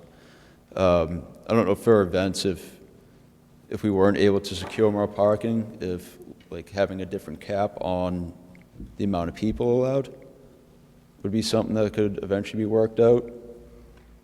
Well, I think what I'm hearing from you is that you just want the hours established and not get into the uses? Yeah, but I just wanted the board to get more of an input on this, if you don't mind. I apologize. Bottom line is this, you have so many parking spots, right? Right. If it gets extended and you go over those parking spots, it becomes an issue, you gotta come before the board, right? Right. And you have to deal with it, right? Yep. So you're gonna deal with it now before it becomes an issue, right? Right. Okay. But I just wanna move this along, and I hate to say it because I'm gonna tell you right now, we need business in Braintree. I don't wanna be, when I'm gonna say this all due respect to the board, I don't wanna be the board that stops people from coming here. We have a responsibility. We have to maintain it. You have responsibility. If the parking is overflowing, you're gonna have a problem with the board. You have to make sure it's not overflowing. You do a good job, you keep it up. I wanna invite business in. With all due respect to everybody, I don't wanna beat up on people. You know what you have to do. If you fail, your business fails. And if we don't monitor it, we fail. So we have to work together. So if it's over, you're going over the parking spots, and you see people parking on the street, you gotta come before the board again. Right. Okay? That's how I feel. Understood. With all due respect to everybody, I just wanna move this along. We seem to be just coming on people. I don't wanna do that anymore. Right. I'm kinda done with this. So my feeling is, I'm only one vote. I wanna give them the hours, the responsibility falls on you. Let's get this going. Let's start having people move it to Braintree. So, Mr. Chairman, in an effort to be clear about this, that it is a condition that's been recorded against the property. So we would have to modify the special permit. I understand that. I know what the rules are, I know how to do it. I'm saying Okay. let's move forward and get it done. I don't have anything prepared for tonight. Okay. I think we can get this done. I think we can move this along. I just don't think it's a major issue that we have to keep for certain times bring people back. I just don't think it's that major an issue. I think we can get it done, we can vote tonight, we can move it along, and let's get this done. I was going to suggest to you that the hearing could be canceled, and if you give me the leeway with direction what you want for the conditions, we'll put it together. That's great. I'm okay with that. So what would you like for a condition? Mr. Chairman, can I make a motion to make the modification to extend the hours from 12 p.m. to noontime to 11 p.m., Monday through Sunday? That's the modification to the condition that's in that permit? Also, if there's overflowing parking, you're gonna come before the board again. Okay, understood. Okay? I wanna make sure you understand that. Yeah, 100%. Okay? I think it's fair. You have to police that parking, okay? And you have to make sure that you're not interfering with people and people are parking in safe locations, that's all. Okay. Mr. Chairman, I'm making that motion to amend the special condition on that condition on the hours of business. Okay. That's the motion. Motion's been made. Second. All in favor? Aye. Thank you. Thank you, guys. So I want to be clear. Yes. One, amending the hours. The modified decision will have all the remaining conditions, modifying the hours, 12 to 11, Monday through Sunday, and another condition about the parking, if it's, Yes, Okay. they have to, you have But to all the police other that co- parking. but all the other conditions remain in place? Yes. Okay. You have to understand, I believe in getting businesses leeway, but we don't want to get burned by the fact that because we give leeway, there's 300 cars parked on the street and stuff. The same thing with the trucks, food trucks. If you're gonna have a ton of, it's up to you to control that. If it's overflow with food trucks, you're the one that has to say, you know what? There's a limit how many food trucks people have to leave. All right? It's your business, you gotta control it. Thanks. The other item about the marijuana, I have no direction from the mayor's office, so I would suggest we continue it. Move to continue. The next item available meeting. 17-55. Motion to continue. Second. Is there a second? Oh, yes, there is. All in favor? Aye. Motion to, yeah. I don't think they're gonna have a decision by then anyway, so. Motion to adjourn. So moved. Second? All in favor? Aye. Aye, thank you.